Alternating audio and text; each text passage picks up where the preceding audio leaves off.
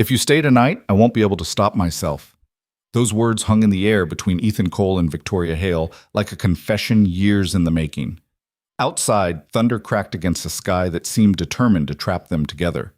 Inside his quiet home, a single father and a billionaire stood at the edge of something they'd both been running from for far too long. What happens when two people finally stop pretending they don't need each other? Stay with me until the end of this story. Hit that like button and drop a comment with your city so I can see how far this journey travels. The rain had started 3 hours ago, and it showed no signs of stopping. Ethan Cole stood at his living room window, watching sheets of water cascade down the glass, distorting the streetlights outside into blurred halos of gold. Thunder rumbled somewhere in the distance, a low growl that seemed to shake the foundation of his modest two-story home. His daughter Maya's toys were scattered across the carpet behind him, a half-finished puzzle, a stuffed elephant missing one ear, a collection of colored pencils that had rolled under the coffee table. The house felt too quiet without her laughter filling it. She was spending the weekend at her grandmother's house, something Ethan had agreed to after weeks of gentle insistence. "You need a break," his mother had said, her eyes soft with the kind of concern that only a parent could carry. "You've been doing this alone for 5 years. Let me take her for 2 nights. Rest." Rest. The word felt foreign to him now. Ethan couldn't remember the last time he'd truly rested, not since Sarah died, not since the world had collapsed around him and reformed into something unrecognizable, something that required every ounce of strength he possessed just to navigate. He was 32 years old, but some days he felt ancient. The sound of a car door slamming made him turn from the window. Through the rain-streaked glass, he could make out a figure rushing toward his front porch, shoulders hunched against the downpour. He knew that silhouette would recognize it anywhere. Victoria Hale. His heart did something complicated in his chest, a skip, a stutter, a movement that felt both familiar and terrifying. Ethan moved to the front door before she could knock, pulling it open just as she reached the top step. Water streamed from her dark hair, plastering it against her face and neck. Her expensive coat, something that probably cost more than his monthly mortgage, was soaked through.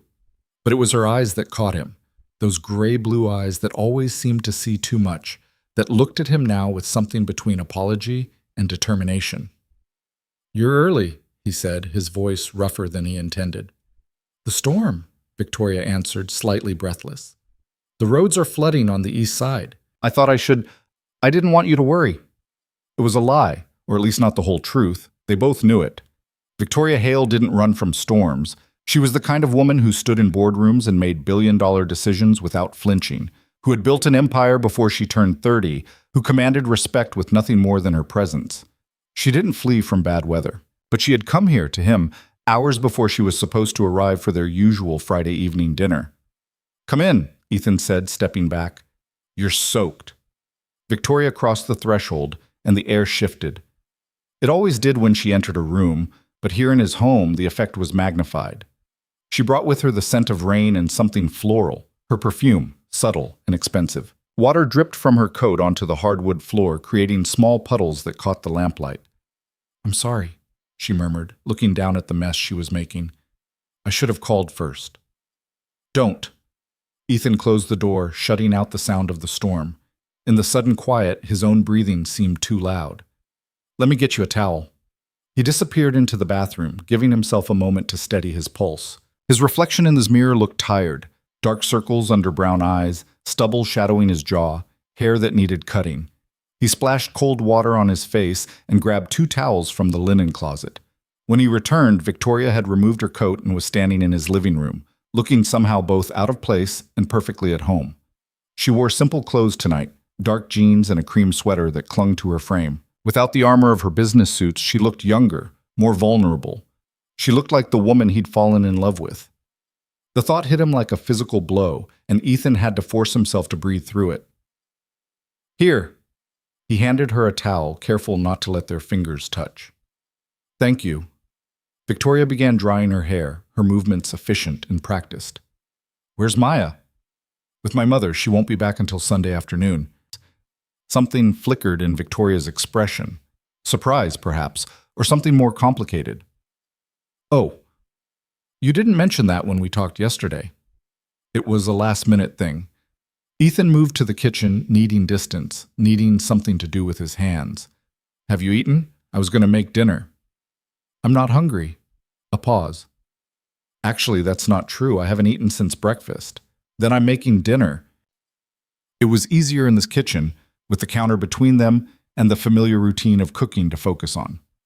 Ethan pulled ingredients from the refrigerator: chicken, vegetables, rice. Nothing fancy, but he'd learned to be competent in the kitchen out of necessity. A single father couldn't rely on takeout every night, not on a teacher's salary. Victoria appeared in the doorway, the towel draped around her shoulders, her hair still damp but no longer dripping. She leaned against the frame, watching him with an intensity that made his movements feel clumsy. "How long have we been doing this?" she asked quietly. Ethan's hands stilled on the cutting board. "Doing what?" These Friday dinners, this routine we've built." He knew exactly how long, 3 years, 2 months, and roughly 16 days, but he said, "A while." "A while," Victoria repeated, something sharp in her tone. "That's one way to put it." The knife resumed its rhythmic chopping. "What do you want me to say?" "I don't know." She pushed off from the doorframe, moving into the kitchen properly. "Maybe I want you to acknowledge that this isn't normal, that most employers don't have weekly dinners with their former contractors, that most friends don't look at each other the way we do." Ethan's jaw tightened. "Victoria, don't." She held up a hand. "Don't deflect. Not tonight." "Why tonight?" He set the knife down, finally meeting her eyes. "What makes tonight different?" The question hung between them, heavy with years of unspoken words, with all the careful distance they'd maintained, with every touch they'd avoided, and every confession they'd swallowed. Victoria took a breath. "Because I'm tired, Ethan. I'm tired of pretending this is something it's not." Thunder crashed outside, so loud it rattled the windows. The lights flickered once, twice, then held steady. Ethan's heart was pounding so hard he could hear it in his ears. "You should go," he said, his voice barely above a whisper, "before the roads get worse." "Is that what you want?" "No." The word screamed in his head, but what came out was, "It's not about what I want." "Isn't it?" Victoria moved closer, and he could see the pulse beating in her throat, quick and unsteady. "Isn't it always about what we want and what we're too afraid to take?" "I'm not afraid." The lie tasted bitter on his tongue. "Liar." Her voice was soft, almost gentle. "You're the most afraid person I know. You've been hiding behind your responsibilities and your past for so long you've forgotten what it feels like to just live." The accusation stung because it was true. Ethan turned away, bracing his hands on the counter, his shoulders tight with tension. "You don't understand." "Then explain it to me." "I can't." The words were rough, torn from somewhere deep in his chest. "I can't do this with you, Victoria. I can't afford to fall apart again." "Who says you'll fall apart?" "I know myself." He forced himself to look at her, to let her see the truth in his eyes. "If I let you in, really let you in, I won't be able to hold it together. And Maya needs me to hold it together. She needs stability, routine, someone she can count on. Not a father who's what?" Victoria challenged. "Who's human, who has feelings, who deserves happiness. Who's weak?" The confession came out harder than he intended, but there it was. The core of his fear laid bare. "Sarah got sick, and I couldn't save her. I had all the love in the world, and it wasn't enough. It didn't stop the cancer, didn't keep her here, didn't prevent my daughter from losing her mother. So what good is any of this?" He gestured between them, his hand shaking slightly. "What good is what I feel for you when I've already proven I can't protect the people I love?" The silence that followed was deafening. Victoria's eyes were bright with unshed tears, but her voice was steady when she spoke. "You think loving me is a risk you can't take. I think loving anyone is a risk I already failed once. That's not how love works, Ethan." She closed the distance between them, her hand reaching out to touch his chest, right over his heart. "You didn't fail Sarah. Cancer failed her, the world failed her. But you loved her until her last breath, and you've honored her memory by being an incredible father to your daughter. That's not weakness. That's the strongest thing I've ever seen." His breath caught. Victoria, I've watched you for 3 years, she continued, her palm warm through his shirt. I've seen you juggle work and parenting, seen you make sacrifices nobody notices, seen you put Maya's needs before everything else. I've watched you build a life from ashes and call it ordinary when it's actually extraordinary. And somewhere along the way, I fell in love with you. Not in spite of your struggles, but because of how you face them. Because of who you are when everything is hard and you keep showing up anyway. Ethan's resolve was crumbling. He could feel it happening piece by piece like ice breaking apart under spring sun. You don't know what you're saying. I know exactly what I'm saying. Victoria's other hand came up to cup his face, her thumb brushing along his jaw. I love you. I love Maya. I love this life you've built. And I know you feel the same way about me, even if you're too terrified to admit it. Of course I feel the same way. The words burst out of him, raw and desperate. I felt it for years. Every Friday when you walk through that door, every time you make Maya laugh, every moment you're here and I can pretend this is real. I feel it. But that doesn't mean what? That we can have it? That I won't destroy it. His voice cracked. I lose things, Victoria. People I love leave. That's the pattern of my life. And I can't watch you realize you made a mistake. I can't see Maya get attached to you as more than a friend and then have to explain why you're not coming around anymore. I can't survive that kind of loss again. Victoria's expression softened into something achingly tender. So your plan is to lose me preemptively? To push me away before I can leave on my own? Put like that, it sounded insane. It sounded like exactly what it was, fear masquerading as protection. The storm, Ethan said weakly, grasping for any escape route. You should leave before it gets worse. And if I don't want to leave? The question was a challenge and an invitation and a confession all at once. Ethan looked at her, really looked at her, at the way her damp hair curled slightly at the ends, at the flush in her cheeks from the cold rain, at the vulnerability in her eyes that she was letting him see. Victoria Hale, who could have anyone, who could have anything, was standing in his kitchen asking him to choose her. And he wanted to. Every fiber of his being wanted to pull her close and stop fighting what had been building between them for years. But wanting wasn't enough.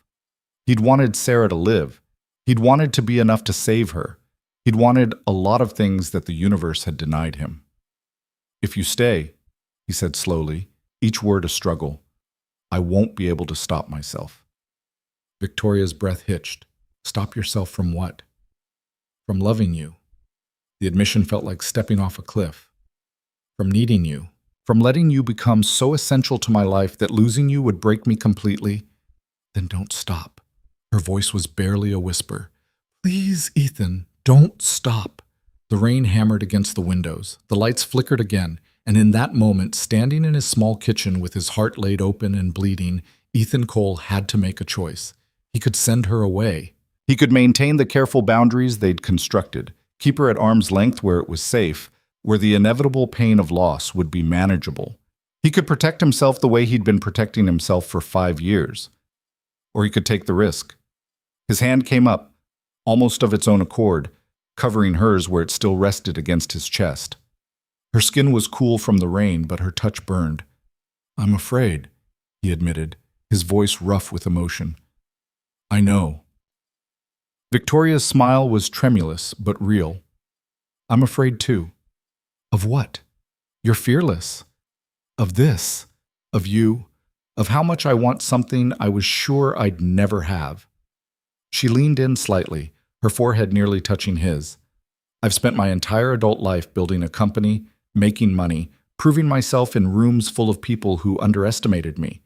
And none of it, not the success, not the power, not the accolades, none of it has ever felt as important as these Friday nights in your kitchen, as reading bedtime stories to Maya, as being part of something real. Ethan's throat was tight. This is real for you? This is the only real thing in my life. Her eyes searched his. But I can't keep existing in this limbo, Ethan. I can't keep pretending to be just your friend when I want to be so much more. So either you let me in, really let me in, or I need to walk away. For both our sakes. The ultimatum wasn't delivered cruelly, but it landed like a blow anyway. The idea of Victoria walking away, of these Friday dinners ending, of never seeing her curled up on his couch with Maya's head in her lap. It was unthinkable. It was also exactly what the fearful part of him had been orchestrating for years. Keep her close enough to feel less alone, but far enough away that he could survive when she inevitably left. Except she wasn't leaving. She was standing here, soaked from the rain, asking him to choose her, asking him to choose them. "I don't know how to do this," Ethan said helplessly. "I don't know how to be what you need." "You already are." Victoria's free hand slid up to his shoulder, her touch gentle but grounding. "You think I don't see who you are? I see you, Ethan. All of you. The parts you think are broken and the parts you think aren't enough. And I'm choosing all of it." Something in his chest cracked wide open. "The last time I loved someone this much, I lost her," he whispered. "I know." Victoria's thumb traced small circles against his collarbone. "But you also gained Maya. You gained 5 more years with Sarah than you might have had. You gained memories and moments and a love story that still shapes who you are. Loss is always possible, Ethan, but so is love, and I think we could have something worth the risk." The rain was coming down harder now, a steady drum against the roof. Somewhere in the house, a branch scraped against siding, a lonely sound that made the kitchen feel even more like an island unto itself. Ethan's resistance was eroding, had been eroding for months if he was honest with himself. Every time Victoria showed up, every time she remembered how Maya liked her sandwiches cut or asked about his day with genuine interest, every time she fit into his life like she'd always belonged there, his defenses weakened. "I don't want to hurt you," he said, his voice breaking slightly on the words. "Then don't push me away. What if I'm not enough? What if you wake up one day and realize you gave up your world for a struggling teacher and his kid?" "What if I don't?" Victoria countered. "What if this is exactly what I want? What if I've already weighed everything and decided you're worth it?" "You don't know that. You can't know that. I know that I've been coming to this house for 3 years and I've never once regretted it. I know that Maya trusts me, that she lights up when I walk through the door. I know that you make me laugh in ways nobody else can. I know that I think about you constantly, when I'm in meetings, when I'm traveling, when I'm lying in my too big bed in my too empty apartment. You're always there." She paused, her eyes intense.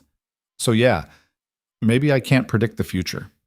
Maybe there are no guarantees, but I know what I feel right now, in this moment, and that's more certainty than I've ever had about anything else."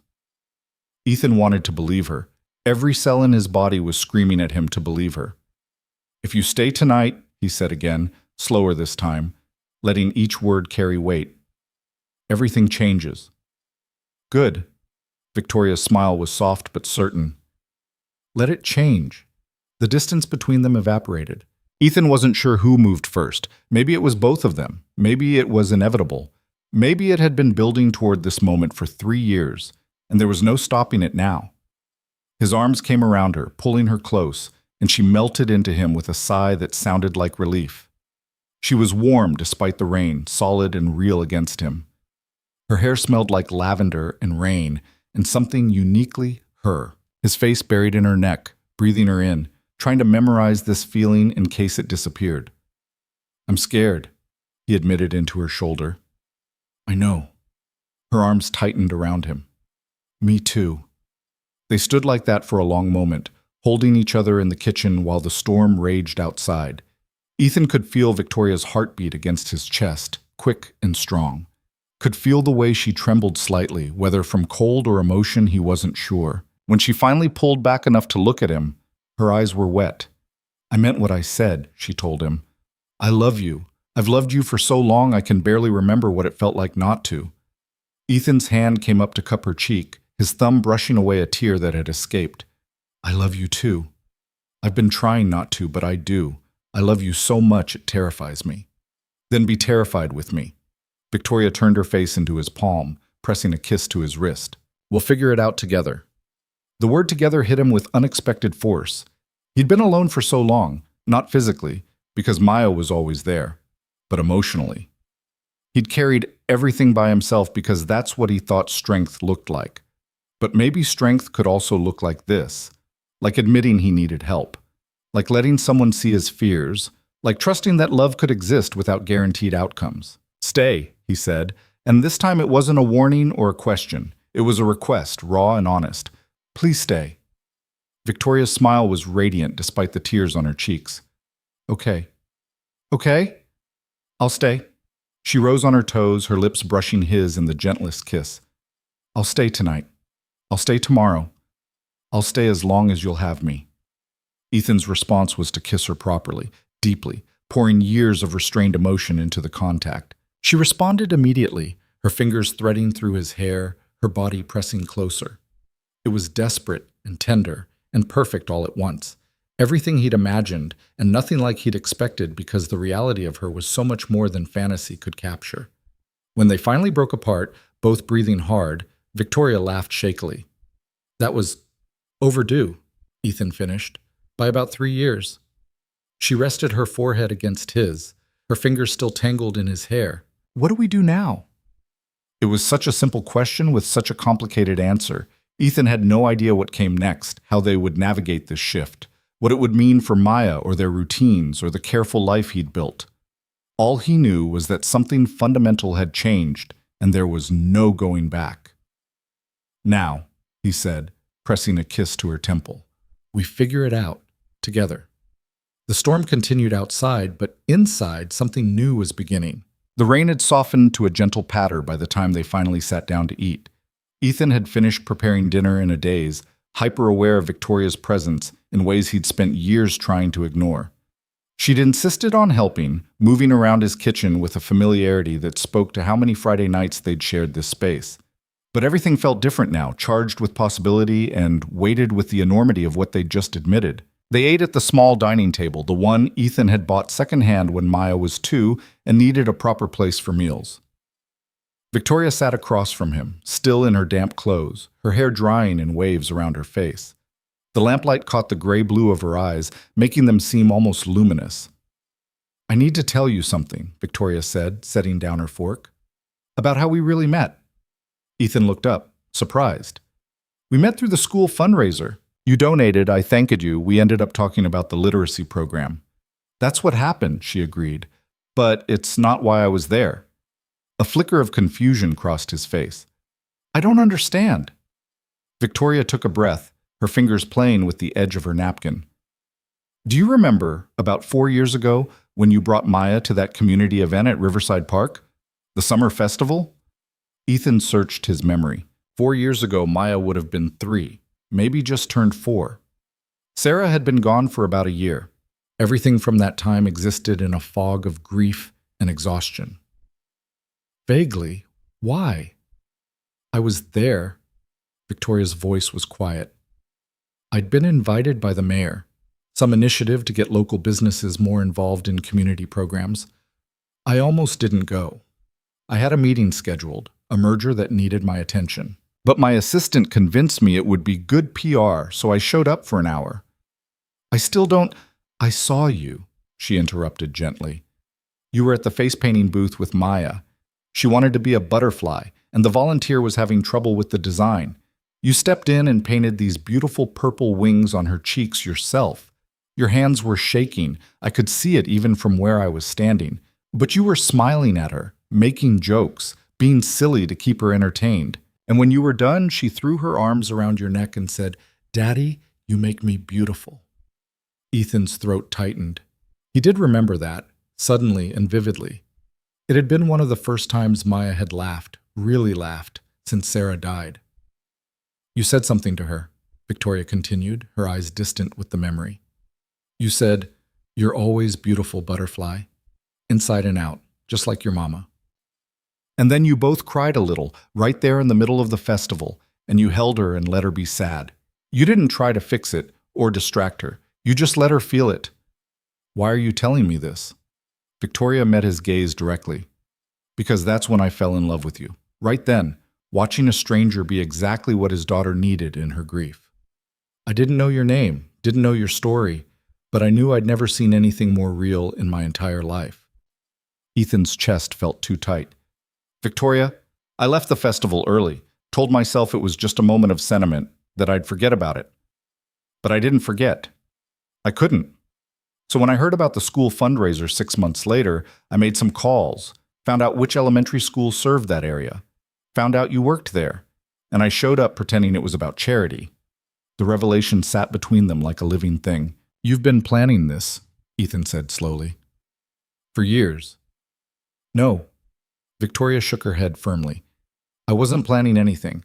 I needed to see you again, to understand what I'd felt that day.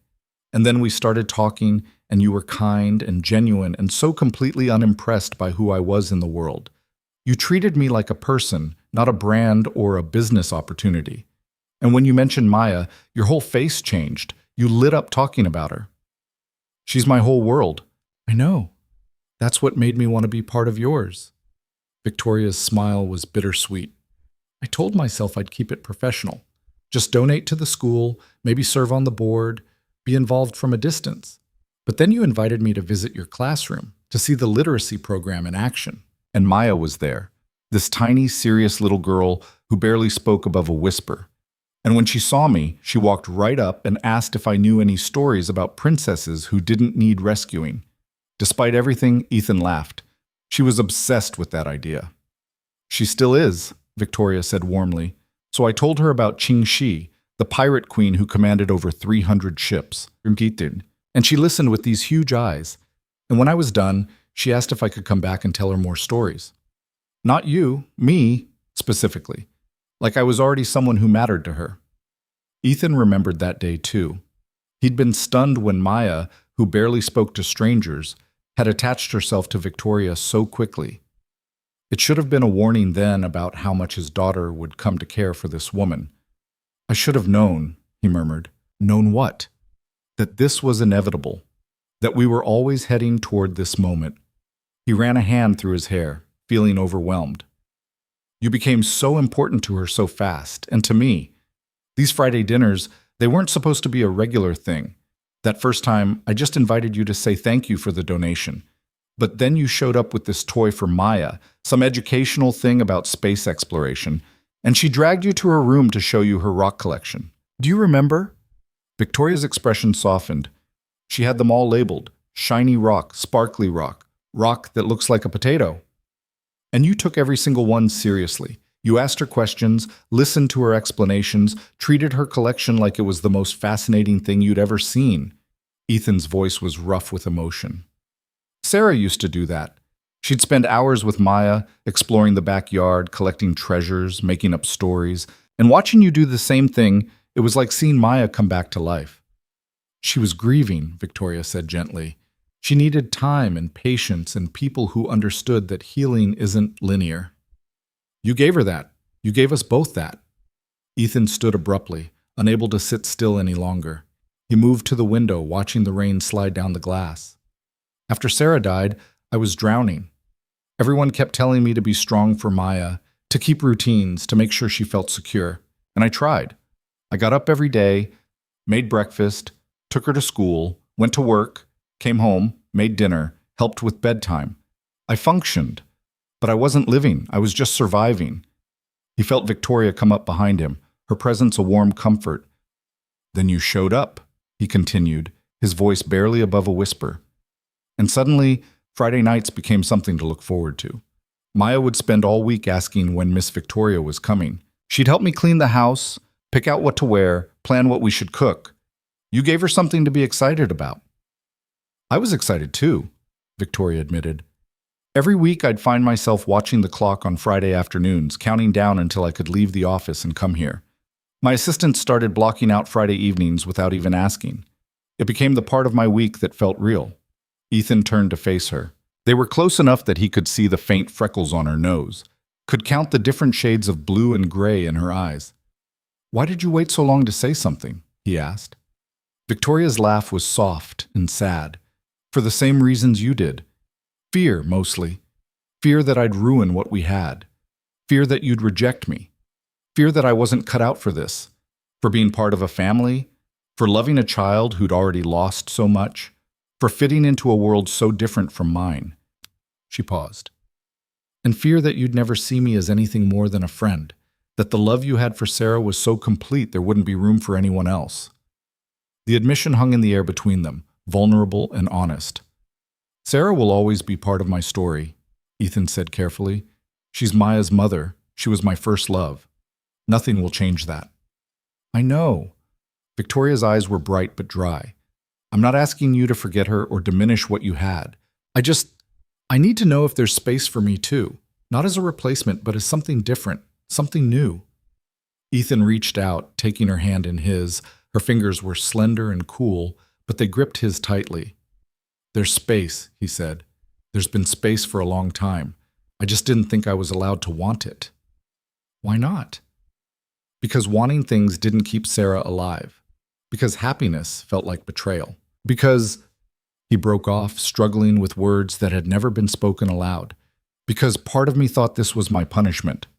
That I was supposed to be alone. To pour everything into raising Maya. To never have anything for myself again. Victoria's free hand came up to his cheek, her touch gentle.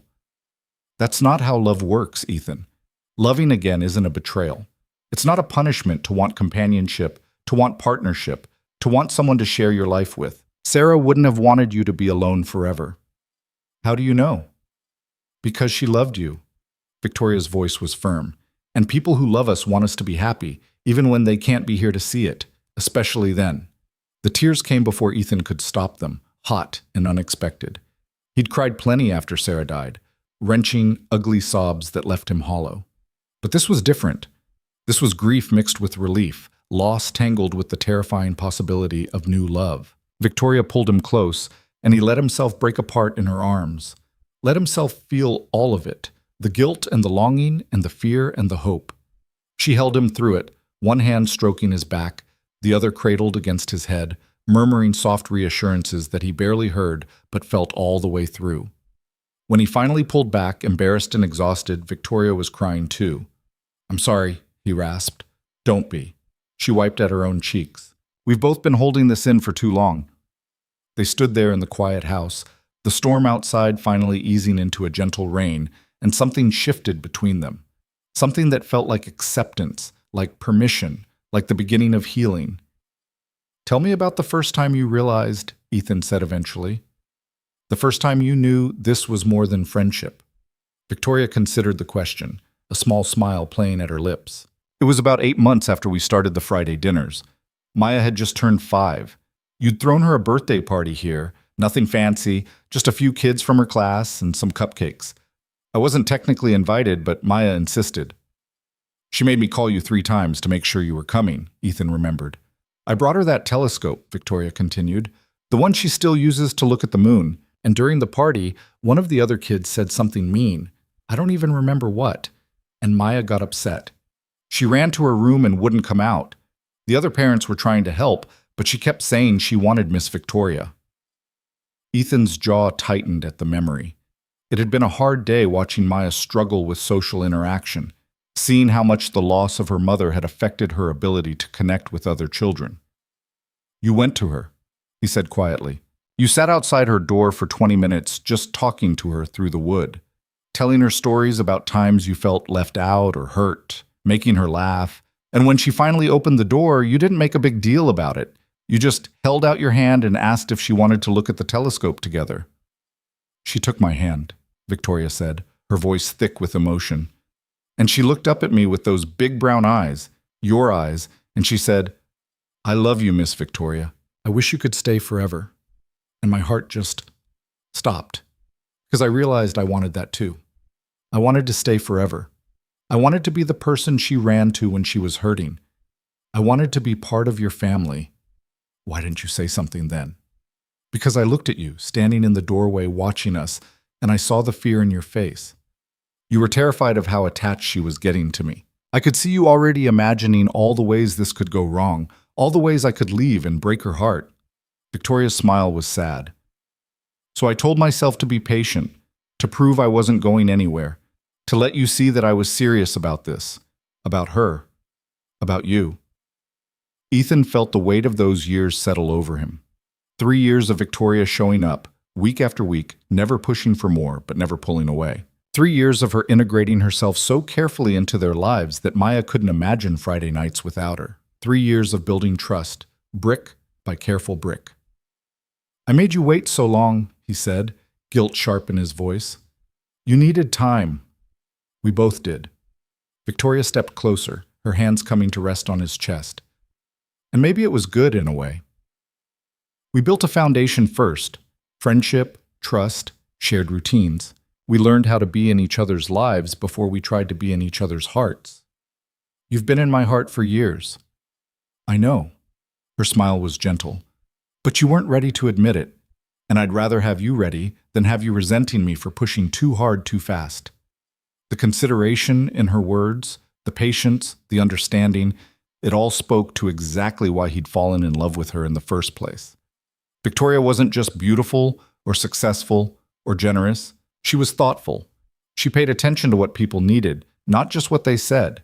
She'd seen him clearly from that first moment in the park and had never asked him to be anything other than exactly who he was. What about your world? Ethan asked, voicing one of his deepest fears.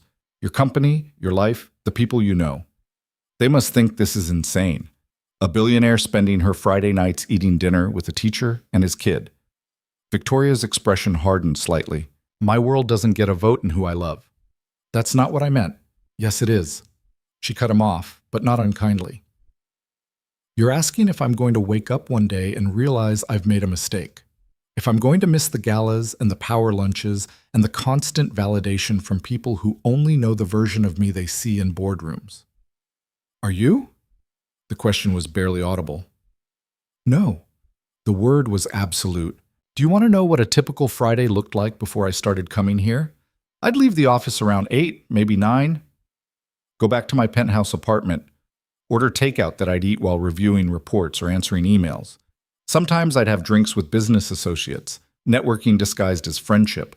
Sometimes I'd attend some charity event where everyone wanted something from me. And then I'd go home alone and lie in bed wondering if this was all there was. She paused, her eyes searching his face. Then I started coming here, she continued, her voice softening.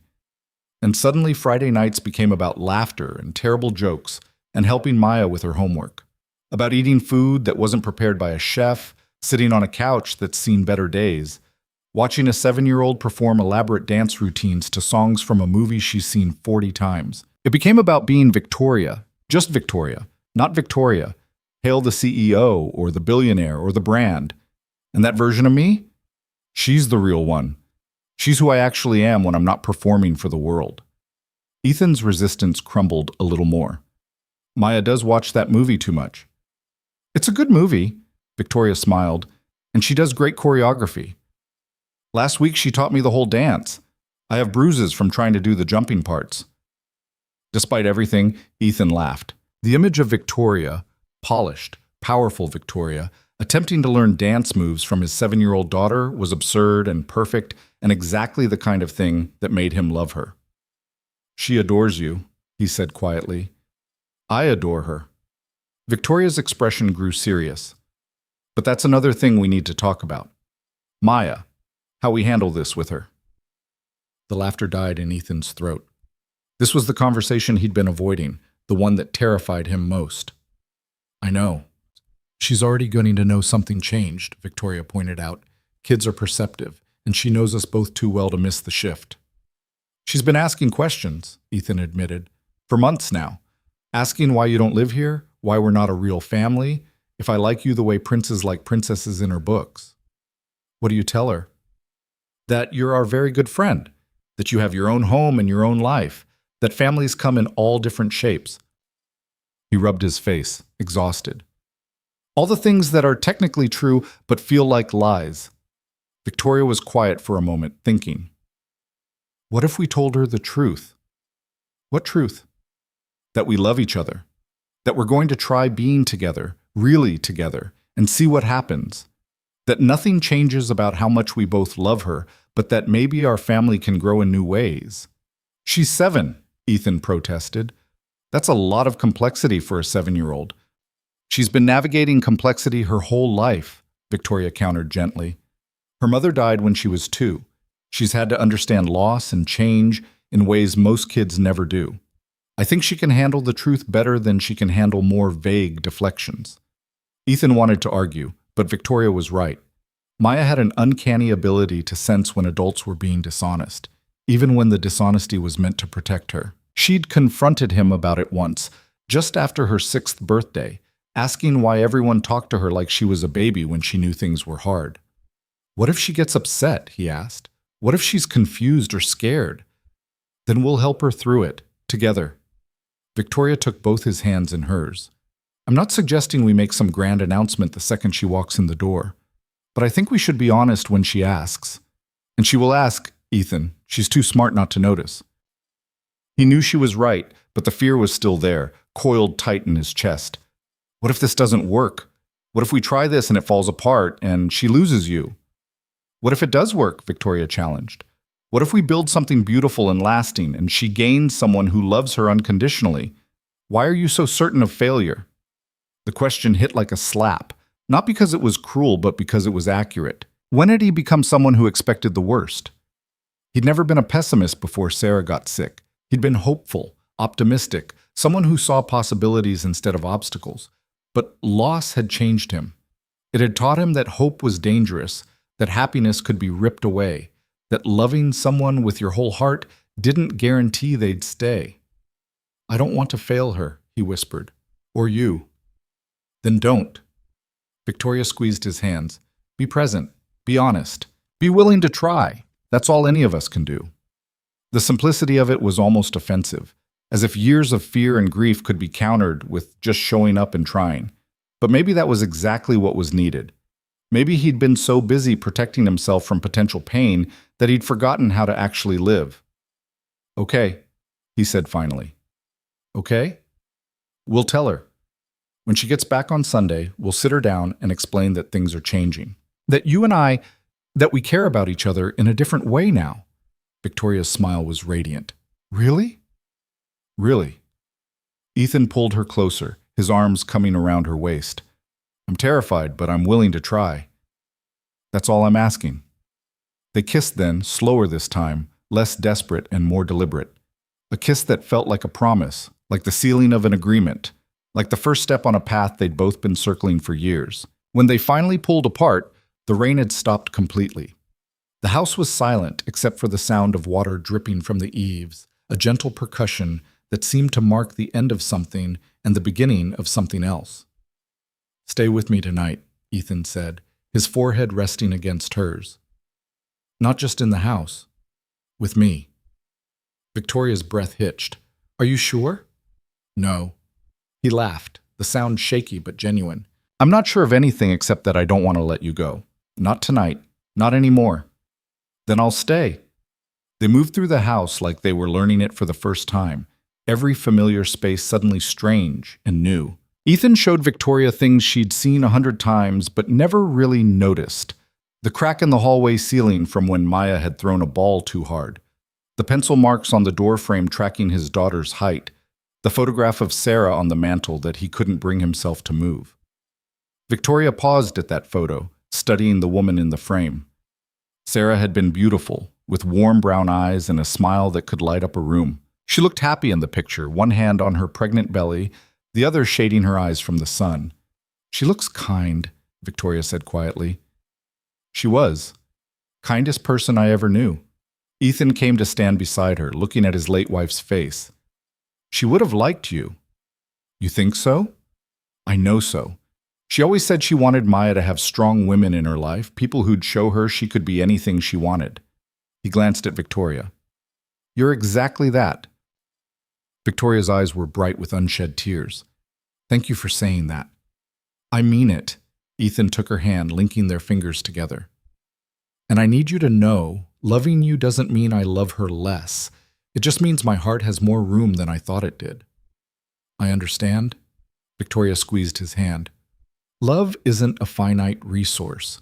It grows to fit what we need it to hold. They stood there in the living room, hands clasped, looking at the photograph of a woman who'd died too young and the life she'd left behind. And somehow it felt right. Like Sarah's memory could coexist with this new possibility. Like the past and future didn't have to be at war. Eventually, they made their way upstairs. Ethan's bedroom was simple. A queen bed with a plain comforter, a dresser that had seen better days, curtains Maya had helped him pick out because they had stars on them. It wasn't much, but it was his. Victoria stood in the doorway, suddenly uncertain. I don't want to rush this if you're not ready. I've been ready for years. Ethan crossed to her, taking her face in his hands. I just didn't know how to admit it. They came together slowly, tenderly, stripping away not just clothes, but years of careful distance. Every touch was a revelation, every kiss a conversation they'd been too afraid to have out loud. Victoria traced the scar on his shoulder from a childhood bike accident. Ethan mapped the freckles on her collarbone like constellations. They learned each other the way people do when every moment matters, when nothing is guaranteed, when love feels both fragile and indestructible. Afterward, they lay tangled together in the darkness, Victoria's head on Ethan's chest, his fingers trailing patterns on her bare shoulder. The house creaked and settled around them, familiar sounds that somehow felt different now. I used to imagine this, Victoria admitted quietly. Late at night, when I couldn't sleep, I'd picture what it would be like to be here with you like this, to not have to leave, to not have to pretend we were just friends. And? Ethan's voice was rough with emotion. How does reality compare? It's better. She pressed a kiss to his chest, right over his heart. Because it's real. Because you're here with me, fully present, not holding back anymore. I'm still scared. Me too. Victoria propped herself up on one elbow, looking down at him in the dim light filtering through the curtains. But I'd rather be scared and with you than safe and alone. Ethan reached up, tucking a strand of hair behind her ear. When did you get so brave? I'm not brave. I'm just tired of running from what I want. She smiled. Besides, you make me braver. Watching you raise Maya alone, seeing how you face every day, even when it's hard, that's courage. Real courage. I'm just trying to match it. They talked for hours, whispering confessions in the dark, sharing stories they'd never told anyone else. Victoria talked about the loneliness of success, about building an empire, and realizing that money and power couldn't fill the emptiness inside.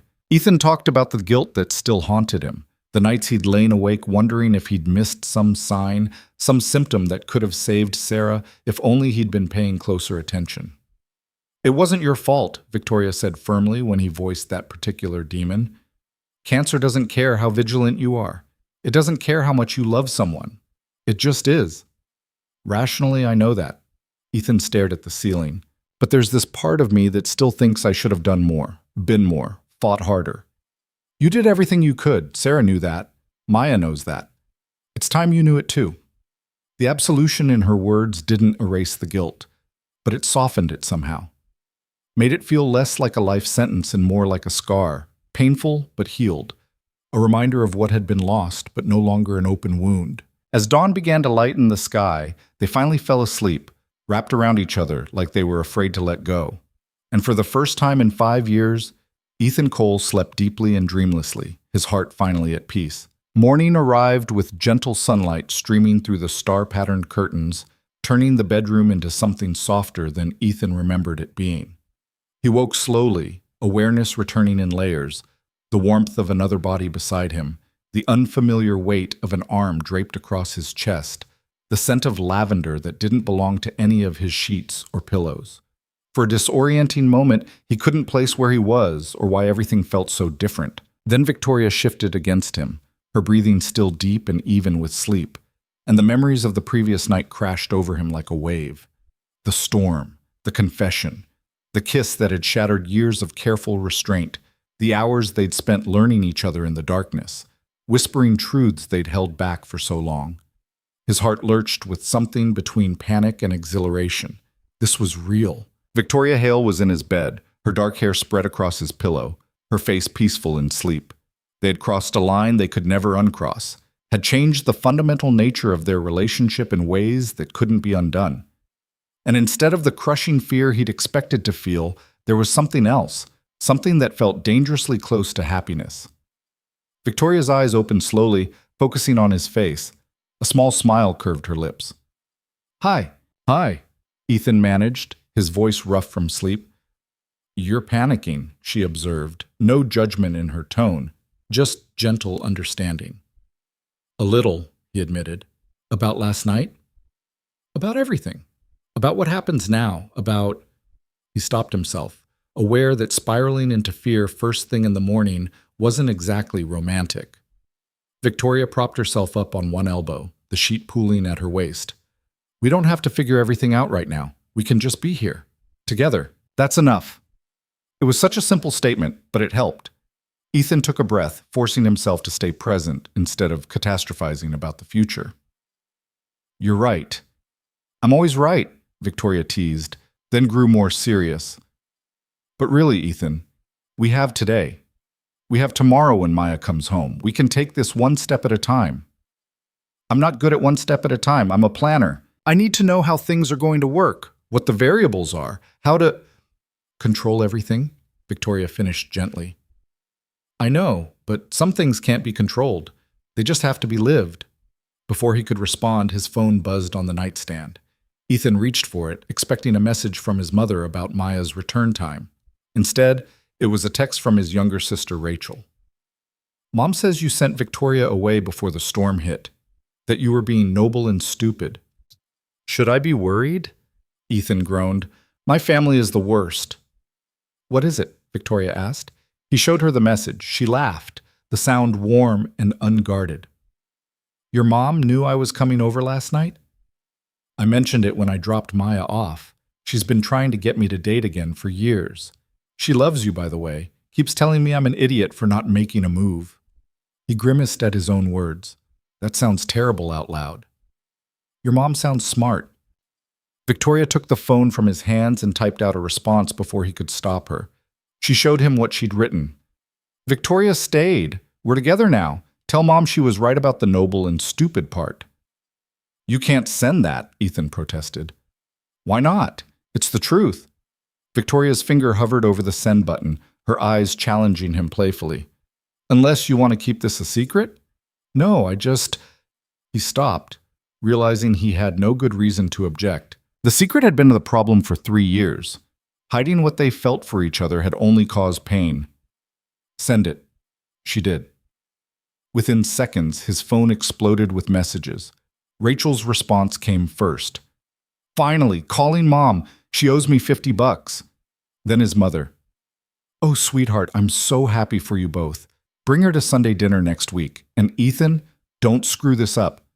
Victoria read the messages over his shoulder, her laughter mixing with his as more texts poured in from various family members who apparently had been looped into a group chat he didn't even know existed. They bet on us, Ethan said, caught between embarrassment and amusement. Can you blame them? We weren't exactly subtle. Victoria kissed his shoulder. Your mom told me months ago that you had feelings for me. She said you looked at me the way you used to look at Sarah, like I was something precious you were afraid to break. She said that? During the school fundraiser in March, we were standing by the refreshment table and you were across the room talking to parents. She leaned over and whispered, He loves you, you know.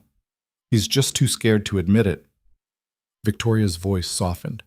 I told her she was wrong, that we were just friends. She laughed and said, Honey, nobody looks at their friend like they're the sun and the stars. Ethan's throat tightened. I didn't realize I was that obvious. You weren't. Not to most people.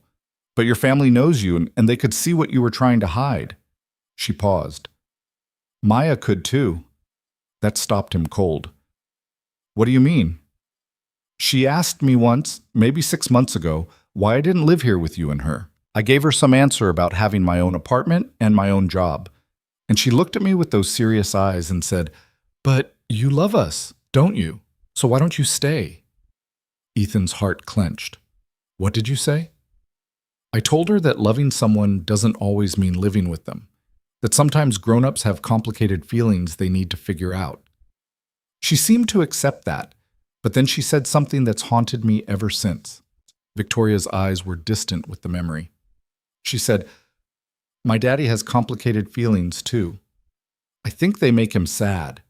I wish he wasn't sad anymore.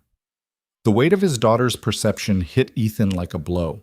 He'd thought he was protecting her by keeping his feelings for Victoria hidden, by maintaining appropriate boundaries, by being the stable, controlled father she needed. But Maya had seen through all of it. She'd seen his sadness, his loneliness, his fear. I've been so focused on not screwing up that I didn't realize I already was, he said quietly. You weren't screwing up. You were surviving. There's a difference.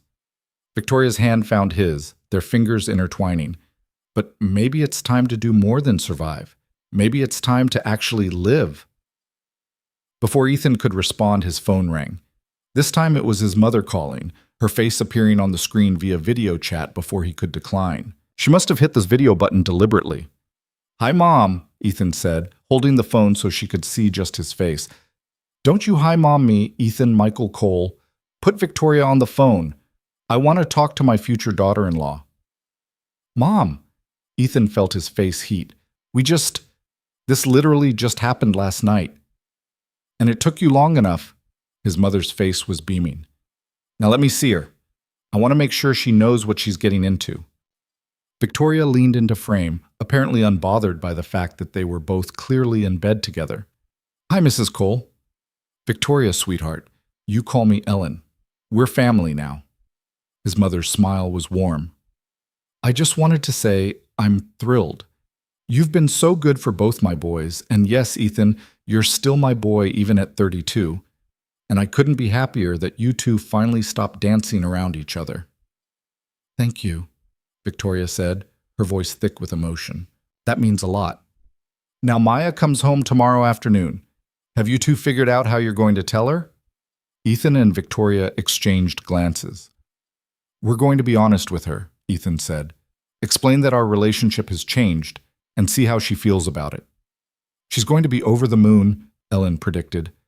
"That child has been asking me for months when you two were going to get married." "Married?" Ethan choked on the word. "She's 7. She thinks that's what happens when people love each other. You love each other, don't you?" His mother's gaze was pointed. "Yes," Victoria said clearly, before Ethan could fumble for words. "We do." "Then that's all Maya needs to know. The rest, timing, logistics, all that, you'll figure out. But lead with love. Kids understand love." Ellen's expression softened. "She's lost so much already. Showing her that love can grow and change and bring new people into the family? That's a gift, Ethan. Don't be afraid to give it to her." After they ended the call, promising to come to Sunday dinner the following week, Ethan set the phone down and stared at the ceiling. "My family is intense. Your family loves you and they love Maya. They just want you to be happy." Victoria curled into his side. "Is that so terrible?" "No, it's just everything is moving so fast. Last night we finally admitted our feelings, and now my mom is talking about marriage and Maya and, hey." Victoria's hand on his chest made him look at her. "We don't have to do anything according to anyone else's timeline. Not your mom's, not your sister's, not even Maya's. We go at our own pace, figure out what works for us. Okay?" Ethan nodded, trying to let her calm certainty settle his racing thoughts. "Okay." They spent the rest of the morning in a lazy haze, making breakfast together in Ethan's small kitchen, Victoria wearing one of his old college t-shirts that hung to mid-thigh. It was such a domestic scene, so normal and yet so monumental. Every mundane action, pouring coffee, flipping pancakes, wiping spilled syrup from the counter, felt weighted with significance. "I like this," Victoria said at one point, standing at the stove while Ethan set the table behind her. "Like what?" "This. Being here like this. Not as a guest, but as something else." She glanced over her shoulder at him. "It feels right." "Yeah," Ethan agreed, his chest tight with emotion. "It does." After breakfast, they settled on the couch with their coffee, Victoria's feet tucked under her, Ethan's arm around her shoulders. The easy intimacy of it still felt new and slightly surreal, but also natural, like slipping into clothes that had been tailored specifically for them. "Tell me something," Victoria said, tracing patterns on his knee with one finger. "Something I don't know about you. Something you've never told anyone." Ethan thought for a moment. "I used to write poetry." "In college, before I met Sarah. Terrible, melodramatic poetry about loneliness and purpose and trying to figure out who I was supposed to be." Victoria's eyes lit up. "Do you still have any of it?" "Hidden in a box in the attic. I haven't looked at it in over a decade." "Can I read it sometime?" The question was simple, but the implications weren't. She wanted to know those parts of him. The young man he'd been before loss had reshaped him. If you really want to subject yourself to that kind of embarrassment, I want to know all of you, Victoria said seriously. Not just the version you show the world. I want the messy parts and the uncertain parts and the parts you think aren't good enough, all of it. Ethan's breath caught. Your turn. Tell me something I don't know. Victoria was quiet for a long moment, her expression thoughtful. I almost didn't take over my father's company. When he died and left it to me, I was 23 and terrified. Everyone expected me to fail. The board, the investors, even some of the family. They thought I was too young, too inexperienced, too female to run a multi-billion-dollar corporation. But you proved them all wrong. I did, but there were nights, so many nights, when I wanted to walk away. When the pressure felt like it was crushing me and I wondered if maybe they were right. Maybe I wasn't cut out for it. She took a shaky breath. I built that company into what it is today out of sheer stubbornness, out of refusing to let anyone tell me what I couldn't do. But it cost me everything else. Friends, relationships, any semblance of a personal life. I became my work because that was the only thing I knew I could control. What changed? Ethan asked softly. You. Her eyes met his. That day in the park, watching you with Maya. It was the first time in years I'd seen someone prioritize something over achievement. You weren't trying to prove anything to anyone. You were just being a father, being present, being human. And I realized how much I'd lost by focusing only on success. You didn't lose anything, Ethan protested. You built something incredible. I built an empire, Victoria corrected. But I didn't build a life. Not until I found you too. The confession sat between them, heavy with meaning. Ethan pulled her closer, pressing a kiss to her temple. I'm glad you found us. Me too. They sat in comfortable silence for a while, the morning sun moving across the living room floor in slow patterns. Outside, the world was going about its Saturday business, cars passing, neighbors mowing lawns, kids shouting in distant yards. But inside this small house, time seemed suspended. Eventually, Victoria spoke again. I'm scared about tomorrow. Ethan's hand stilled where it had been stroking her hair. Telling Maya, yeah, what if she's not ready? What if this is too much change too fast? She loves you, Ethan said with certainty. She has for years. If anything, she's going to be thrilled. But as a family friend versus as someone who's romantically involved with her father, that's different. That changes the dynamic. Victoria's voice was tight with worry. What if she feels like I'm trying to replace her mother? This was the fear Ethan understood intimately because he'd carried it himself. We make it clear that's not what's happening. We talk about Sarah, about how she'll always be Maya's mom, about how loving you doesn't diminish that. Maya's smart. She'll understand. I hope so. Victoria pressed her face into his shoulder. I can't lose her, Ethan. I can't lose either of you. You've become my whole world. You're not going to lose us. The promise came easily, more easily than Ethan expected. We're in this together now. Whatever happens, we face it together. They spent the rest of Saturday in a bubble of new intimacy, talking and laughing and occasionally kissing like teenagers who'd just discovered what it felt like to have permission. Victoria helped Ethan clean the house in preparation for Maya's return, insisting on doing laundry and straightening rooms like she already belonged there, which, Ethan supposed, she did now. Late in the afternoon, while Victoria was folding clothes at the kitchen table, Ethan found himself watching her with an intensity that bordered on disbelief.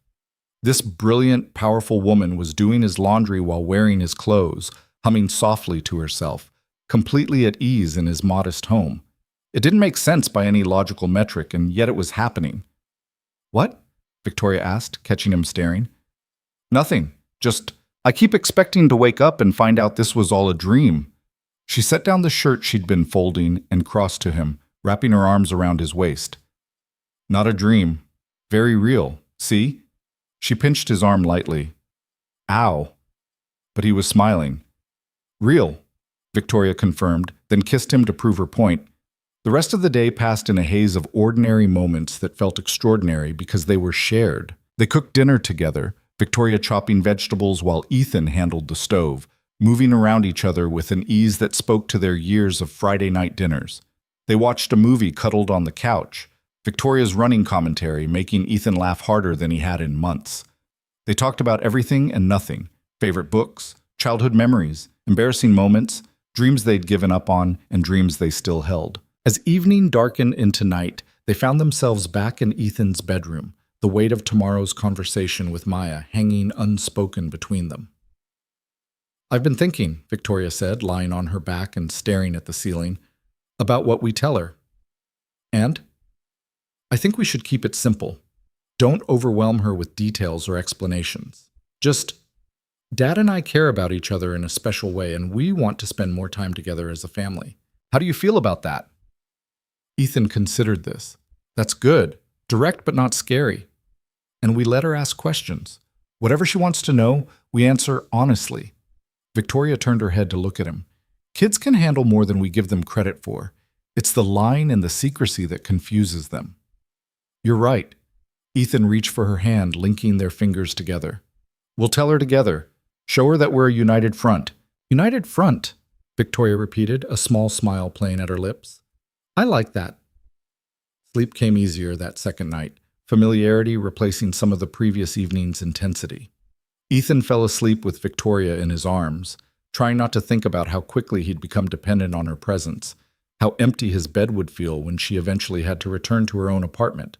But that was a problem for another day. Tonight, she was here. That was enough. Sunday morning arrived with rain again, a gentle patter that felt cleansing rather than ominous. Ethan woke to find Victoria already up, standing at the window in one of his shirts, watching the drops slide down the glass. "Hey," he said, his voice rough with sleep. She turned, her expression unreadable. "She'll be home in a few hours." "Yeah." Ethan sat up, running a hand through his hair. "Having second thoughts?" "No, just nervous." Victoria came back to the bed, sitting on the edge. "This feels like the most important conversation I've ever had, and I've negotiated billion-dollar deals." "This is more important than billion-dollar deals." "I know." Her hand found his. "That's what scares me." They got ready slowly, both putting off the inevitable moment when normalcy would have to resume. Victoria borrowed some of Ethan's clothes, since she hadn't brought anything with her that night of the storm. She looked adorable in his oversized sweatshirt and rolled-up sweatpants, her hair pulled back in a messy ponytail. "I look ridiculous," she said, studying herself in the mirror. "You look perfect," Ethan corrected, wrapping his arms around her from behind.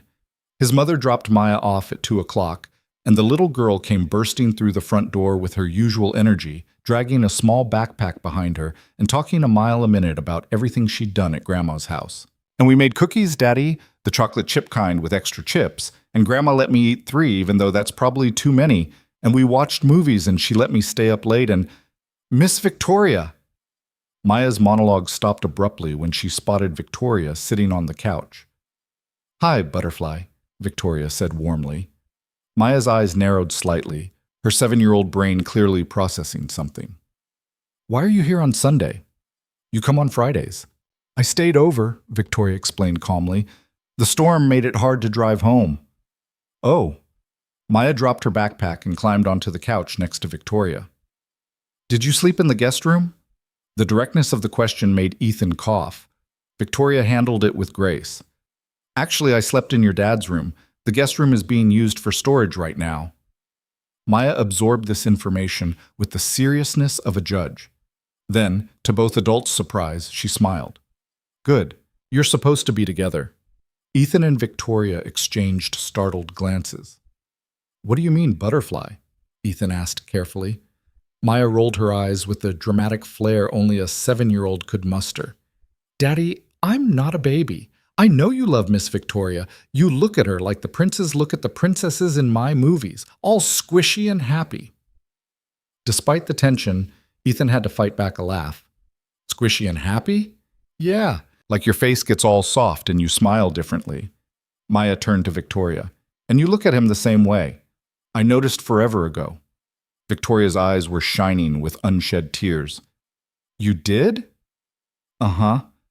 I've been waiting for you two to figure it out."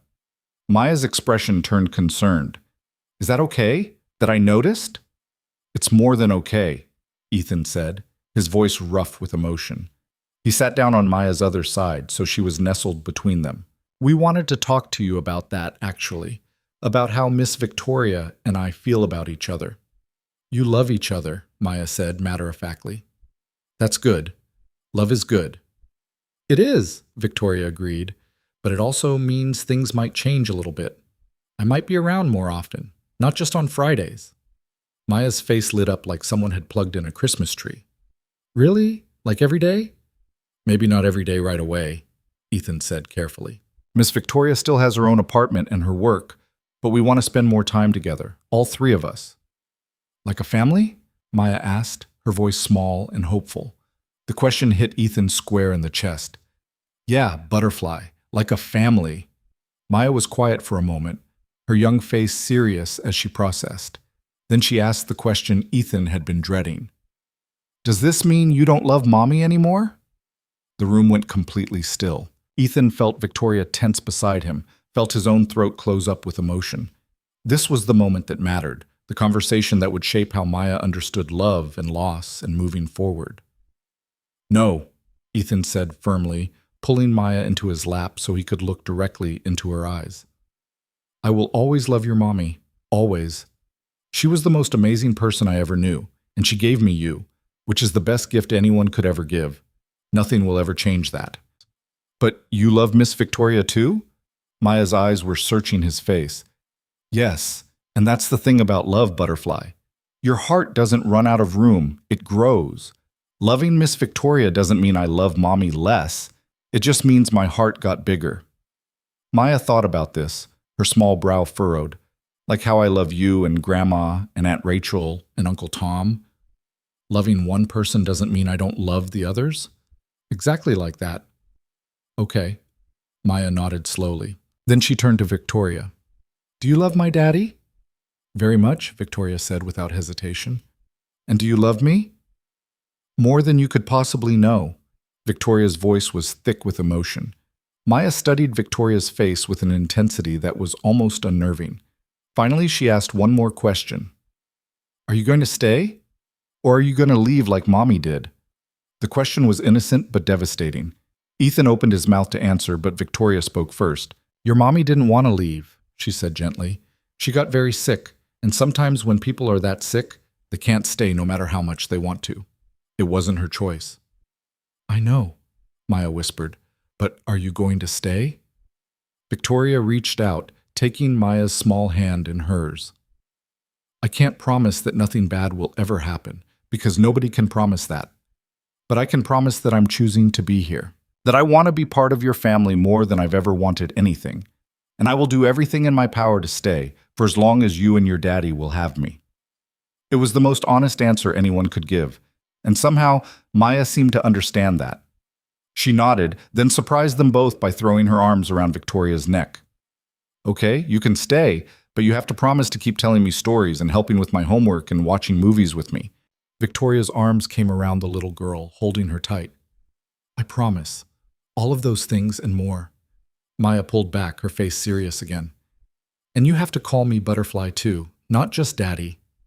I can do that, Butterfly, Victoria said, her smile radiant through her tears. Good. Maya seemed satisfied with these terms.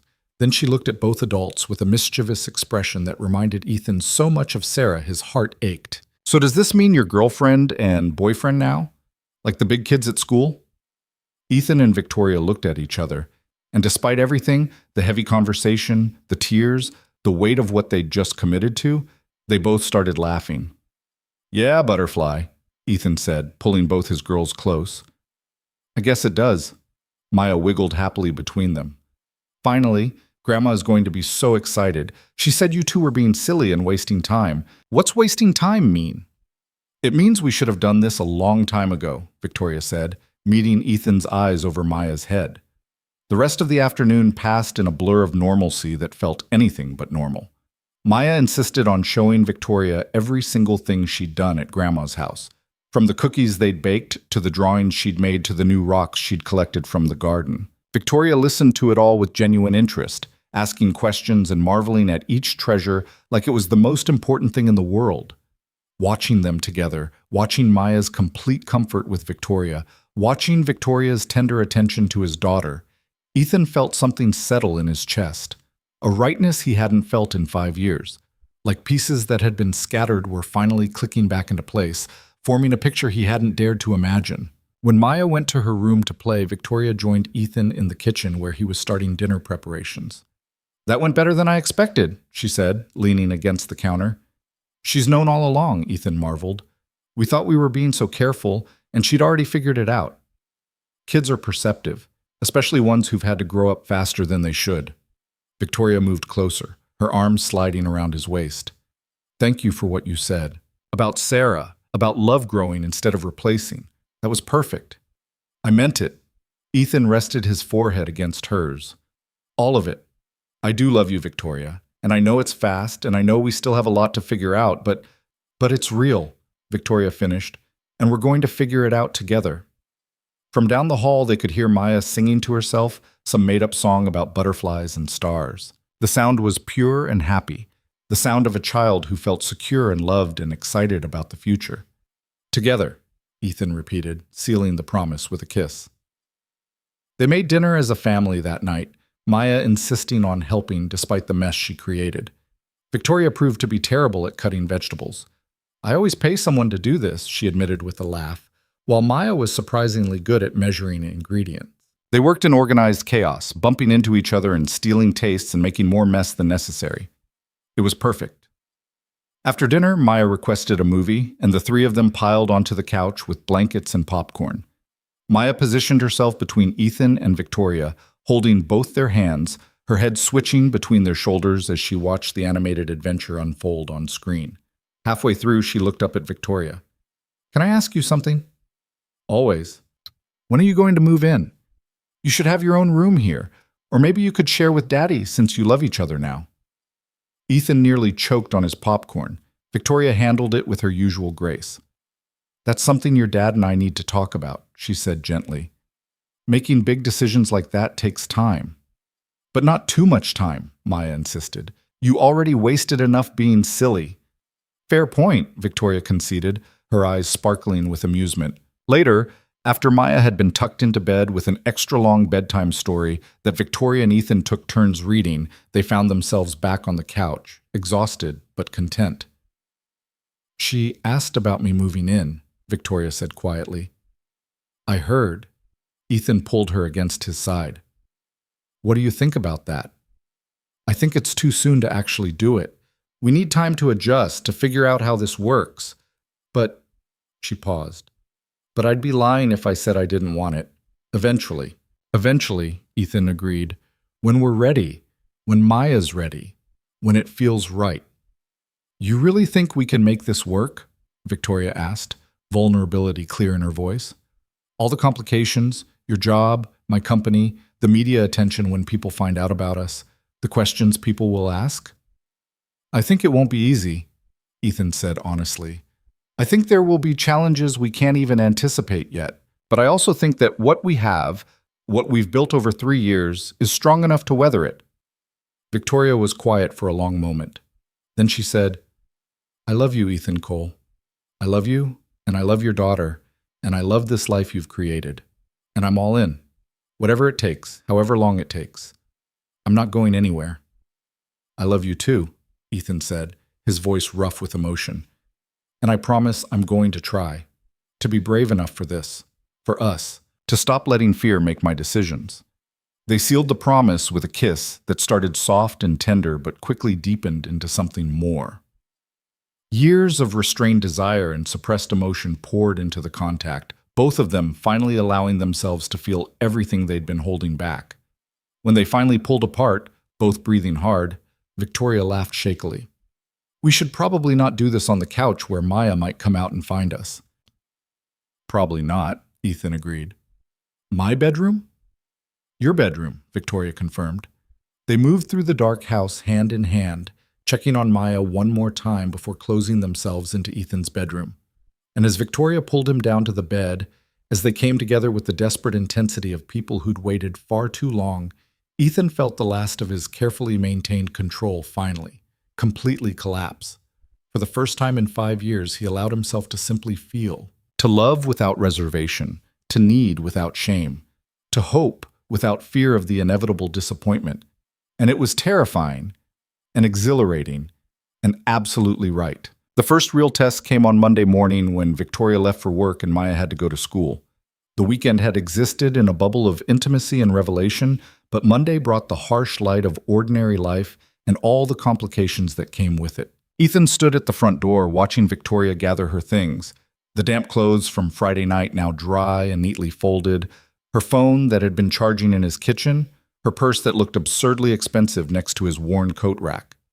She was dressed in the spare outfit she kept in her car for emergencies, a sleek black suit that transformed her back into the powerful executive the world knew. The contrast between this version of Victoria and the woman who'd spent the weekend in his oversized t-shirts was jarring. "You look like you're going to conquer nations," Ethan said, trying to keep his tone light even as anxiety gnawed at his chest.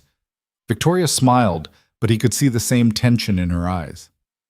"Just a board meeting, though sometimes those feel like the same thing." She moved closer, her hands coming up to straighten his collar, even though he was just wearing a casual button-down for work at the school. "Are you okay? Honestly? I'm terrified that you're going to walk out that door and realize this was all a mistake." "Ethan, I know, but 3 days ago we were just friends. Now you're my girlfriend. Maya knows, my entire family knows, and you're about to go back to your real life where you're Victoria Hale, CEO of a billion-dollar empire. And I'm just—" "Stop!" Victoria's voice was firm. She cupped his face in her hands, forcing him to meet her eyes. "You're not just anything. You're Ethan Cole, the man I love, the father of the little girl I adore. And yes, I have to go to work, and yes, I have responsibilities in that world. But this," she gestured between them, "this is my real life too.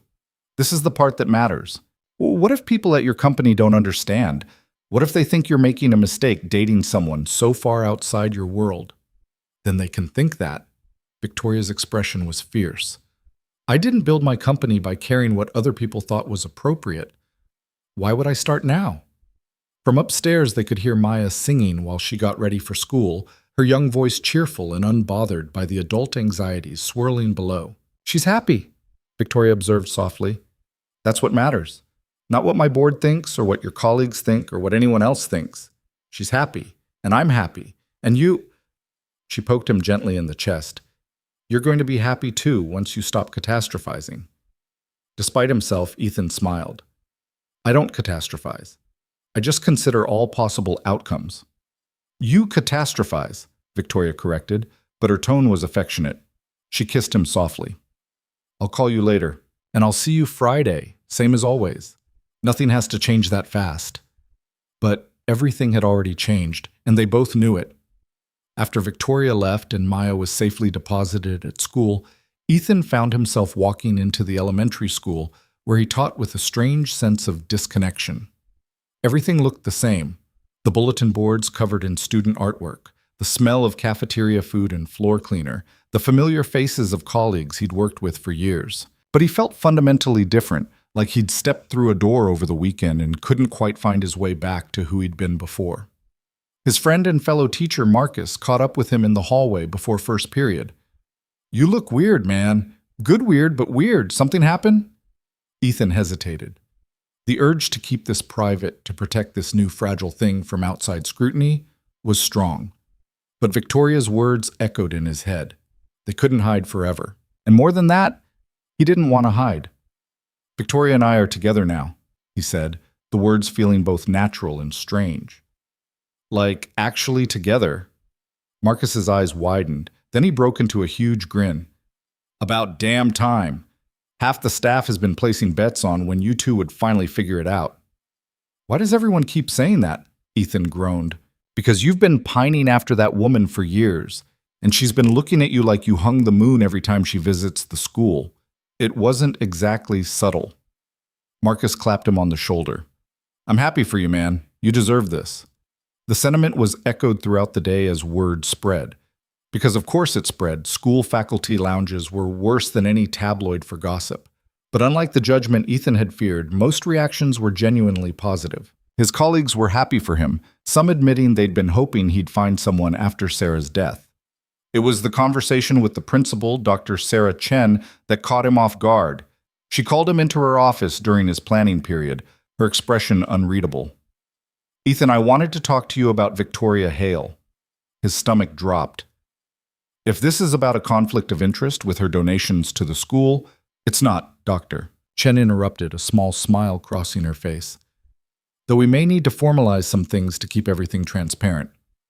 "No, I wanted to talk to you about the media." "The media?" "Victoria Hale is a public figure. Her relationships, especially with someone who works with children, will likely attract attention. Have you thought about how you'll handle that? How you'll protect Maya's privacy?" Ethan hadn't thought about that at all. The realization hit him like cold water. I haven't. "I'm not trying to scare you," Dr. Chen said gently. "But you should be prepared. Once this becomes public knowledge, there may be photographers, reporters asking questions, possibly showing up at the school. We'll do everything we can to protect Maya and respect your privacy, but you and Victoria should have a plan."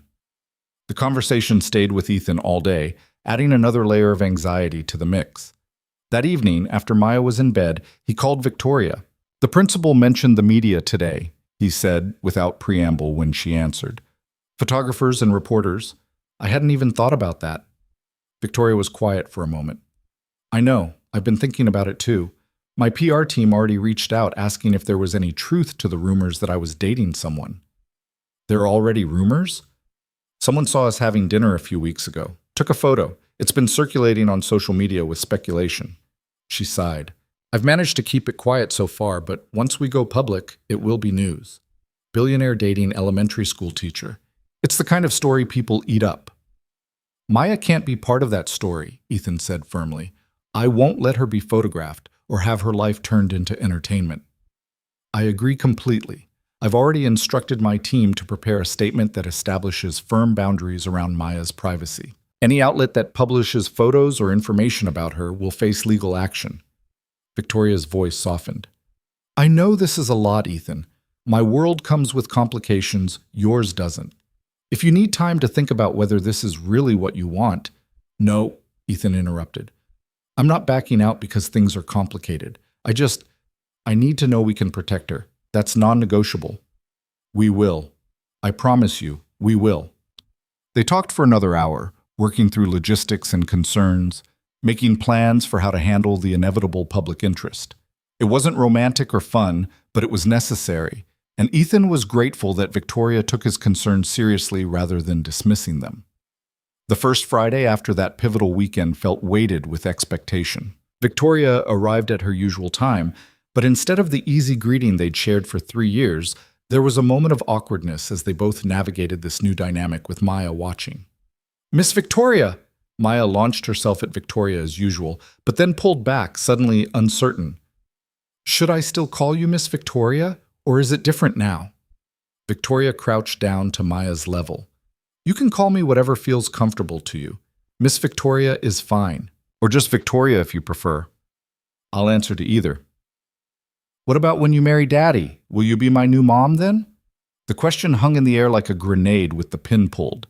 Ethan felt his heart stop, but Victoria handled it with remarkable grace. "That's a big question, Butterfly. Your daddy and I are still figuring things out. We just started being together, so marriage is a long way off, if it happens at all." She paused, choosing her words carefully. "And even if we did get married someday, I wouldn't be trying to replace your mom. You have a mom. She'll always be your mom. I would just be someone else who loves you very much." Maya thought about this seriously. "Like an extra parent?" "Something like that." "Okay, that sounds good." Maya seemed satisfied with this answer and grabbed Victoria's hand. "Come on, I made you a drawing at school today. It's us as a family. There's you and Daddy and me and Grandma and Aunt Rachel and also a dog, because I think we should get a dog." As Maya dragged Victoria toward her room, chattering about the virtues of various dog breeds, Ethan stood in the hallway feeling like he'd just survived a tornado. His 7-year-old daughter had just casually brought up marriage and step-parenting, like she was discussing what to have for dinner. That night, after Maya was asleep, Victoria brought it up again. They were sitting on the couch, her feet in his lap, both of them pretending to watch a movie neither was paying attention to. "She's already planning the wedding," Victoria said with a slight smile. "And apparently we're getting a golden retriever named Princess." "I'm sorry," Ethan said. She shouldn't be putting that kind of pressure on you. She's not. She's being a kid who's excited about the idea of her family growing. That's healthy. Victoria turned to look at him fully. But it does bring up questions we should probably discuss. Where do you see this going, Ethan, long term? The directness of the question was very Victoria. She didn't dance around difficult topics. Honestly, I don't know, Ethan admitted. A week ago, I was convinced I'd never be in a relationship again. Now you're here, and I'm trying to adjust to the idea that this is real and might last. Thinking about marriage feels like jumping ahead about 10 steps. That's fair. Victoria's expression was understanding, but he could see a flicker of something else. Disappointment, maybe, or worry. I'm not asking for a proposal. I'm just trying to understand what you're open to. Because if marriage is something you're fundamentally opposed to, I need to know that now. I'm not opposed to it, Ethan said carefully. Sarah and I were married, obviously. I believe in marriage. He struggled to articulate the tangle of feelings. I need time. To be sure this is real, to be sure I'm not going to mess it up, to be sure Maya is truly okay with all of this. How much time? The question wasn't accusatory, just practical, but it still felt like pressure. I don't know. Does there have to be a timeline? Victoria was quiet for a long moment. No, she finally said. But I'm 30 years old, Ethan. I've spent my entire adult life building a career, and now I want to build a life. I want marriage and partnership and maybe even more kids someday. I need to know if you want those things too, or if I'm investing in something that's never going to give me what I need. The mention of more kids startled him. You want children? I thought I didn't. For years I was sure my company was enough, but being around Maya, seeing what it's like to be part of a family. Yes, I think I do. Not right away, but someday. She looked at him intently. Is that something you'd even consider? Ethan's mind reeled. Maya was 7. The thought of starting over with a baby, of midnight feedings and diapers and toddler tantrums, felt overwhelming. But the image of Victoria pregnant, of a child that was theirs together, of giving Maya a sibling, it wasn't entirely unwelcome. I don't know, he said honestly. I need to think about it. All of it. Okay. Victoria pulled her feet back, creating physical distance that felt metaphorical. Think about it. But don't take too long, Ethan. I've waited 3 years already. The rest of the evening was strained, both of them trapped in their own thoughts. When Victoria left that night, returning to her own apartment despite Maya's protests that she should stay, Ethan felt the first real crack in the foundation they'd been building. The following week brought more challenges. Ethan's brother-in-law, Tom, cornered him at Sunday family dinner with concerns that weren't quite accusations but felt close. You sure you know what you're doing? Tom asked, beer in hand while the women were in the kitchen and Maya was playing in the yard. Victoria Hale's not exactly your average girlfriend. I'm aware of that, Ethan said tightly. I just mean she's used to a certain lifestyle. Private jets, galas, rubbing elbows with millionaires and politicians. You really think she's going to be satisfied long-term with a teacher's salary and a life in the suburbs? She seems pretty happy with it so far. For now, sure. New relationship energy and all that. But what about in a year, 2 years? When the novelty wears off and she realizes what she gave up? Tom's expression was genuinely concerned, which somehow made it worse. I don't want to see you get hurt. Or Maya. The words planted seeds of doubt that Ethan couldn't quite shake. Later, when he mentioned the conversation to Victoria during one of their nightly phone calls, they'd fallen into the habit of talking every evening after Maya was asleep. She was quiet for a long moment. Do you believe that? She finally asked. That I'm going to get bored and leave? I don't want to believe it. But you do. At least a little bit. Her voice was tight with hurt. Ethan, I've been showing up for 3 years. I've proven I want this life. What more do I have to do to convince you I'm serious? I don't know, Ethan admitted, frustrated with himself. I'm sorry. It's just everyone keeps pointing out all the ways this doesn't make sense, all the reasons it shouldn't work, and it's hard not to listen. So stop listening, Victoria's voice was firm. Stop letting other people's doubts become your doubts. We're the only 2 people who get a say in this relationship. Not Tom, not the media, not anyone else. You're right. I know you're right. But? She could hear the unspoken word. But I'm scared, Ethan confessed. I'm scared that I'm not enough, that this life isn't enough, that eventually you'll wake up and realize you made a mistake. Victoria's sigh was audible through the phone. I can't keep reassuring you, Ethan. At some point, you're going to have to choose to believe me, to trust that I know what I want and I'm capable of making that decision. I'm trying. I know you are, but trying isn't enough if you never actually get there. The conversation ended on an uneasy note, and for the first time since that stormy Friday night, Ethan went to bed wondering if maybe everyone was right to be concerned. The tension came to a head 2 weeks later when Victoria showed up to Friday dinner, clearly upset. Maya, sensing the mood, was unusually quiet during the meal, her eyes darting between the two adults with worry. After dinner, while Maya was taking her bath, Victoria finally spoke. The board questioned my judgment today. Her voice was flat, but Ethan could hear the hurt underneath. They think my relationship with you is affecting my decision-making, that I'm distracted and not giving the company the attention it needs. Ethan's stomach dropped. What did you say? I told them my personal life was none of their business, that my performance speaks for itself and they have no grounds to question my commitment. She rubbed her temples. But they're not entirely wrong. I have been distracted. I've been leaving work early on Fridays, turning down evening events because I want to be here. And I don't regret that, but it is a change from how I used to operate. Maybe they have a point, Ethan heard himself say. Maybe this is affecting your work. Victoria's head snapped up, her eyes flashing. Don't do that. Don't use their concerns as an excuse to push me away. I'm not. Yes, you are. She stood, pacing the small living room. Every time we hit a bump, every time someone questions us, you retreat. You start looking for reasons this won't work instead of fighting to make it work. That's not fair. Isn't it? Victoria stopped pacing, facing him directly. Name one time in the past 3 weeks when you fought for us. When you've stood up to the doubters or told them to back off, or just believed in what we have. Ethan opened his mouth to argue, then closed it. She was right. Every challenge had made him more defensive, more uncertain, more willing to see their relationship as doomed. I don't know how to do this, he admitted quietly. How to believe in something when I've already lost so much. How to trust that good things can last. I'm not Sarah. Victoria's voice broke slightly. I'm not going to get sick and die. I'm here. I'm choosing this. And I'm not going anywhere unless you push me away. But Ethan, I can't do all the believing for both of us. You have to meet me halfway. From upstairs, they heard Maya call out that she was done with her bath. Victoria wiped her eyes quickly, composing herself. I should go, she said. It's Friday. You always stay for Maya's bedtime story. Not tonight. I need some space to think. She grabbed her purse, then paused at the door. I love you. That hasn't changed. But love isn't enough if you can't trust it. If you can't trust me. She left before Ethan could respond, and the house felt cavernously empty in her absence. Maya appeared at the top of the stairs in her pajamas, her face scrunched with worry.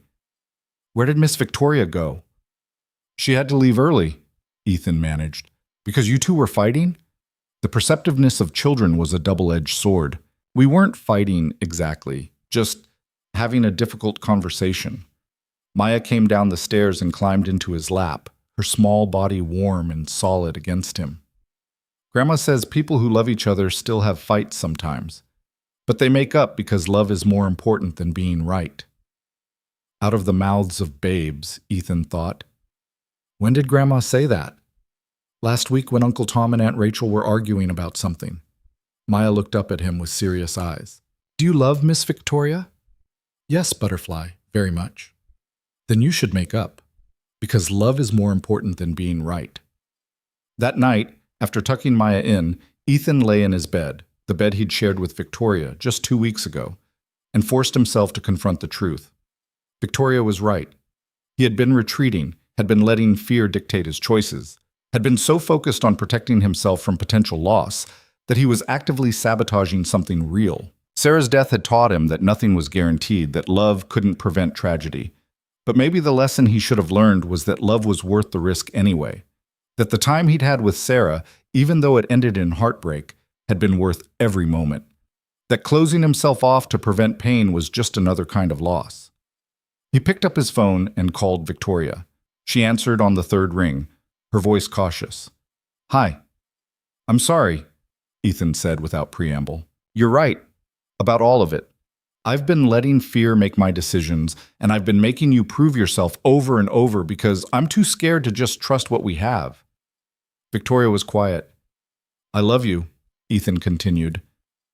And you've been showing up for 3 years, proving that you're serious, proving that you want this life. I should have believed you. I should have fought for us instead of looking for reasons we'd fail. Ethan, let me finish, please. He took a breath.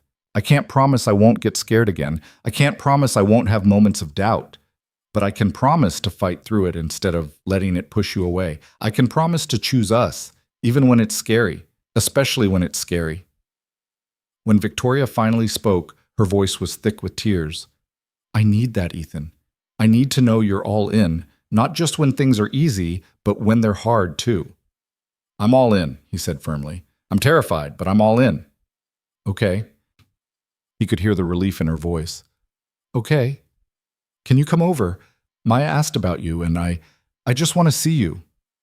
I'll be there in 20 minutes. She arrived in 15, and Ethan met her at the door. They stood there for a moment, just looking at each other, before Victoria stepped forward and wrapped her arms around him. We're going to fight sometimes, she said into his shoulder. We're going to have doubts and fears and moments where this feels impossible.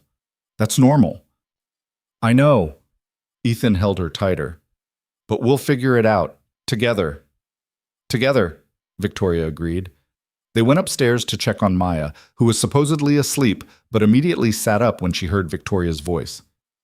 You came back! Maya's face lit up. Does that mean you made up? Yes, Butterfly, Victoria said, sitting on the edge of the bed. We made up. Good. Because Daddy was sad when you left, and I don't like when Daddy is sad. I don't like when he's sad either, Victoria agreed. So we're going to try very hard not to let that happen again. After Maya was settled back into sleep, Ethan and Victoria returned downstairs. They talked for hours, really talked, about expectations and fears and what they each needed from the relationship. Victoria admitted that the board's comments had shaken her confidence, made her wonder if she was being selfish pursuing a personal life when her company needed her. Ethan admitted that every time someone questioned their relationship, it fed into his own insecurities about not being enough for her. We need to stop letting other people's opinions matter so much, Victoria said. The only people whose opinions count are the three of us, you, me, and Maya. And she's already planning the wedding and picking out dogs, Ethan said with a slight smile. She has excellent taste in dogs, to be fair. Victoria took his hand, but she's right about one thing. This is our family now, the three of us, and we get to decide how it works and what it looks like. Our family, Ethan repeated, testing the words. They felt right. Scary, but right. Over the following weeks, they worked on building that family more intentionally. Victoria started staying over more frequently, establishing routines and rituals that included all three of them. She kept a drawer of clothes at Ethan's house, toiletries in the bathroom, favorite foods in the pantry. Maya started calling her just Victoria, dropping the miss, a small change that felt monumental. There were still challenges. A photo of them at a school event made it onto a gossip website, prompting Victoria's PR team to release their prepared statement about her relationship and Maya's privacy. Some of Victoria's business associates made subtle comments about her dating choices. A few of Ethan's colleagues expressed concern about the wealth disparity and what it might mean for his independence.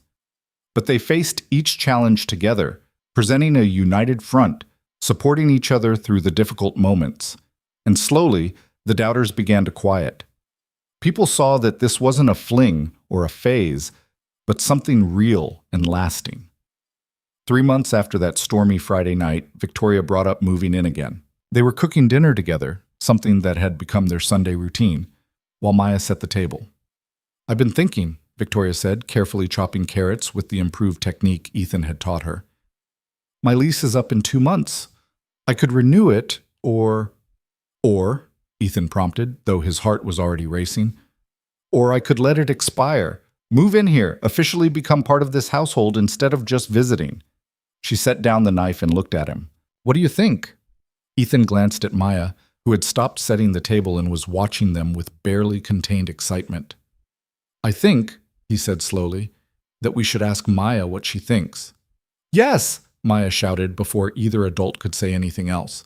"Yes, yes, 1,000 times yes! Victoria should definitely live here. She can have the guest room, or she can share with Daddy. I don't care. Just please say yes." Victoria laughed, the sound bright and joyful. "I think that's a yes from Maya." "What about you?" Ethan asked. "Are you sure? This house is small. It's nothing like your penthouse apartment, and we still don't have a dog." "We can work on the dog situation," Victoria said seriously, then smiled. "And I don't care about the size of the house or how it compares to my apartment. I care about being where you two are.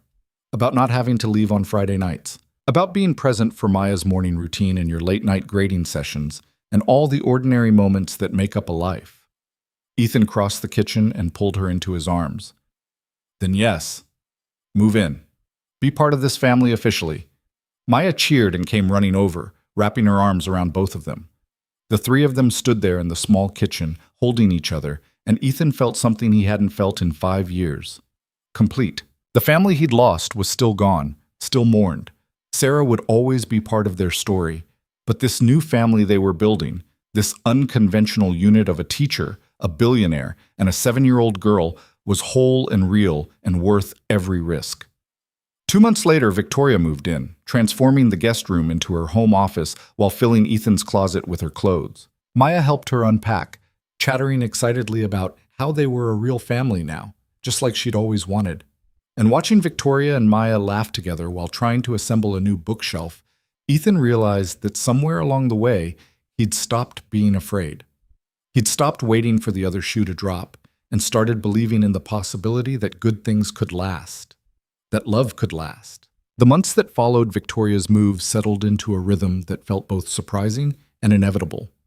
Mornings became a carefully choreographed dance of 3 people sharing one bathroom, fighting over counter space, and debating whose turn it was to make breakfast. Victoria turned out to be terrible at cooking eggs, but excellent at braiding Maya's hair. Ethan could manage breakfast, but always forgot to check if they had milk. Maya appointed herself supervisor of both adults, keeping detailed lists of groceries they needed and reminding them of appointments they'd otherwise miss. It was chaotic and messy and absolutely nothing like the careful, controlled life Ethan had built after Sarah's death. It was also the happiest he'd been in years. But happiness, Ethan was learning, didn't mean the absence of challenges. 8 months after Victoria moved in, on a Tuesday evening in early spring, Maya came home from school with red-rimmed eyes and a note from her teacher requesting a parent meeting. Victoria was working late, so Ethan sat down with his daughter alone, his heart already heavy with concern. "What happened, Butterfly?" Maya's face crumpled. "Chloe said Victoria isn't my real mom, that I'm just pretending because I don't have one anymore. And when I said Victoria's to my mom, she said real moms don't have jobs like Victoria. Real moms stay home and bake cookies and come to every school event." The words hit Ethan like a physical blow. He pulled Maya into his lap, feeling her small body shake with sobs. "Butterfly, listen to me. Chloe is wrong. There's no such thing as one kind of real mom. Families come in all different shapes, and they're all equally real." "But she's not really my mom," Maya hiccuped. "My real mom died. Victoria is just... I don't know what she is." "What do you want her to be?" Ethan asked gently. Maya was quiet for a long moment, her fingers twisting in his shirt. "I want her to be my mom, but I don't want to forget my first mom. Is that okay? Can I have 2 moms?" Ethan's throat tightened with emotion. "Of course you can, Butterfly. Love doesn't run out of room, remember? You can love the mom you had and the mom you have now. They're both real, in different ways." "What should I call her?" Maya's voice was small. "Victoria feels weird now, but Mom feels wrong too because that was what I called my first mom." Before Ethan could answer, they heard the front door open. Victoria's voice called out, "I'm home! Sorry I'm late, the meeting ran over." She stopped when she saw them on the couch. "What's wrong?" Maya launched herself at Victoria, nearly knocking her over. Victoria caught her automatically, her eyes meeting Ethan's over Maya's head with a question in them. "Rough day at school," Ethan explained. "Someone said some unkind things about our family." Victoria's expression hardened, but her hands were gentle as she stroked Maya's hair. What kind of things? Through hiccuping sobs, Maya repeated what Chloe had said. Victoria listened without interrupting, and when Maya finished, she carefully set the girl on the couch between herself and Ethan. Maya Butterfly, look at me. Victoria waited until Maya met her eyes. I need you to hear this, okay? I love you. I love you with my whole heart, and I know I'm not the mom who gave birth to you, who was there for your first steps and your first words, but I'm here now. I show up every day because I choose to, because being part of your life is the most important thing in the world to me. That makes me real. But you work all the time, Maya said, her voice catching. And you don't bake cookies very well, and sometimes you miss my school stuff because you have meetings. That's true, Victoria acknowledged. I do work a lot, but do you know why I work? Maya shook her head. Partly because I love what I do, but mostly because I want to build something I can pass down to you someday if you want it. I want to show you that women can be powerful and successful and still have families. That you don't have to choose between career and love. You can have both. She paused. And as for the cookies, well, that's what your dad is for. We all have different strengths, Butterfly. Mine just isn't baking. Despite her tears, Maya giggled slightly. But here's what I need you to understand, Victoria continued, her voice serious. There is no checklist for being a mother. It's not about cookies or school events or staying home. It's about showing up with love every single day in whatever way you can. Your first mom loved you by being there every moment she could before she got sick. I love you by working hard to provide for our family and being present when I'm home. Both are real. Both matter. So I can call you Mom? Maya's voice was tentative, hopeful. Even though I already had one, Victoria's eyes filled with tears.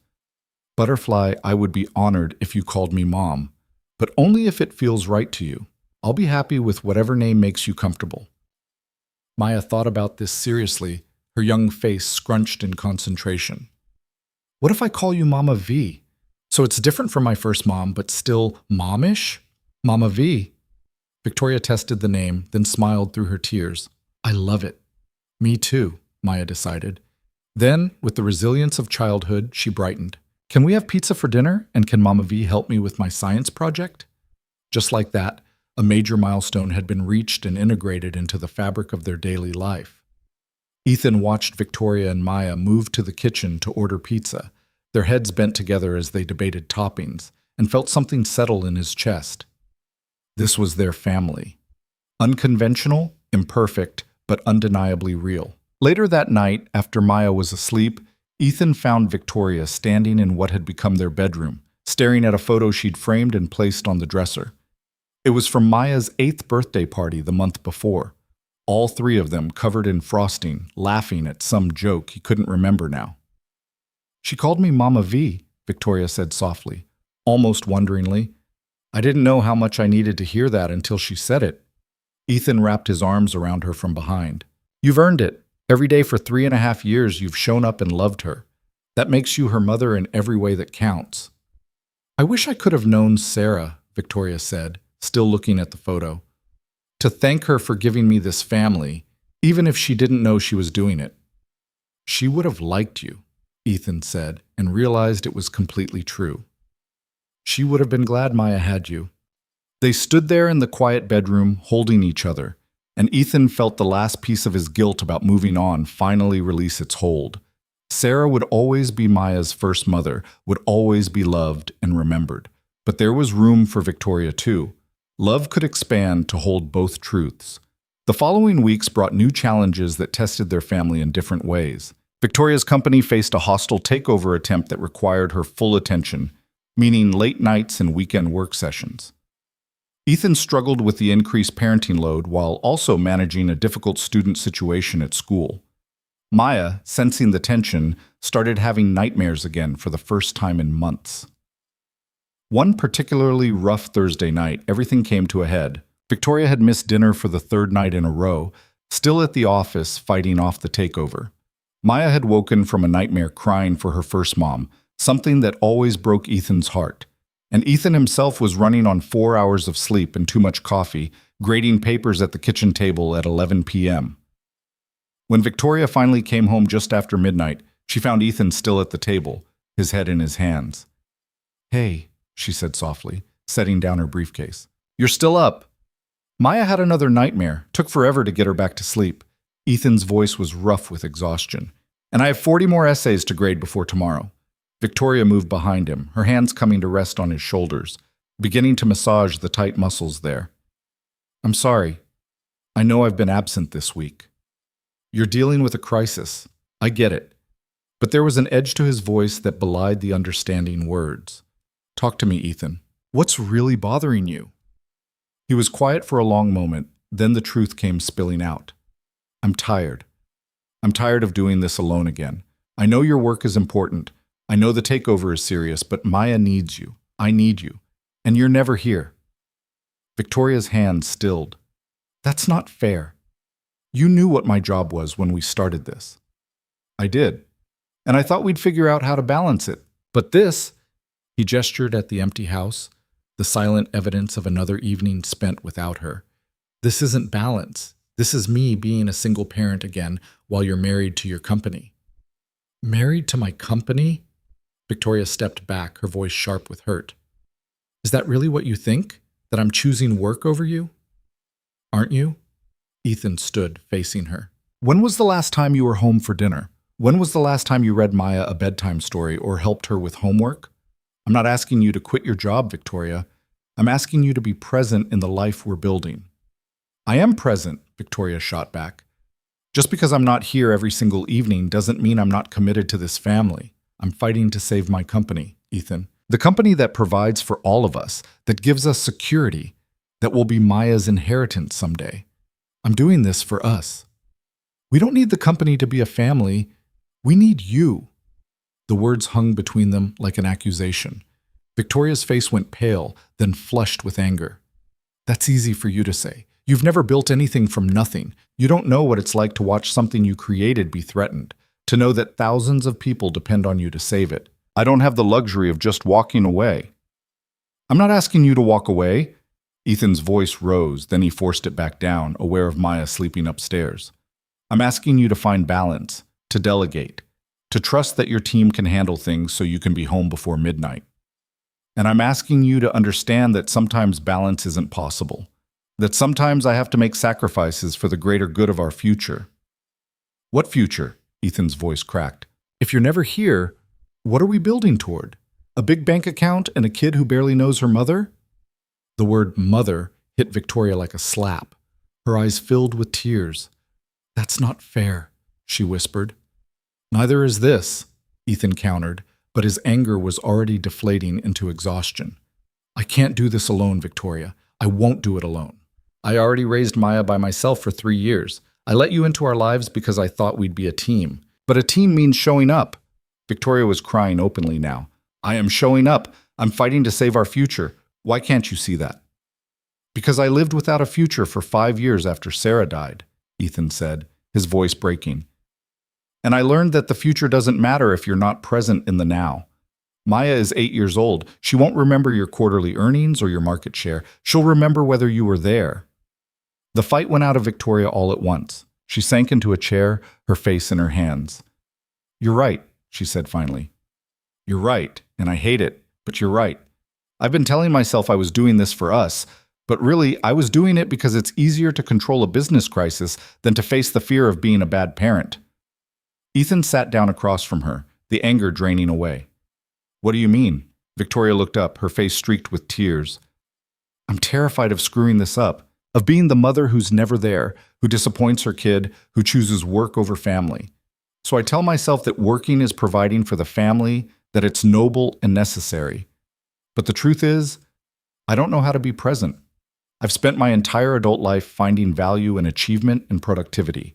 Being still, being home, just being with you and Maya without an agenda, it scares me. What if I'm boring? What if I'm not enough when I'm just myself, without the armor of success?" The vulnerability in her confession cracked Ethan's heart open. He reached across the table, taking her hands in his. "You're not boring. You're brilliant and funny and wonderful to be around. Maya thinks you hung the moon, and I love you not because of your company or your success, but because of who you are when you let your guard down." When you're making terrible eggs and braiding hair and reading bedtime stories in funny voices. That's the Victoria we need, not the CEO, just you. What if I lose the company?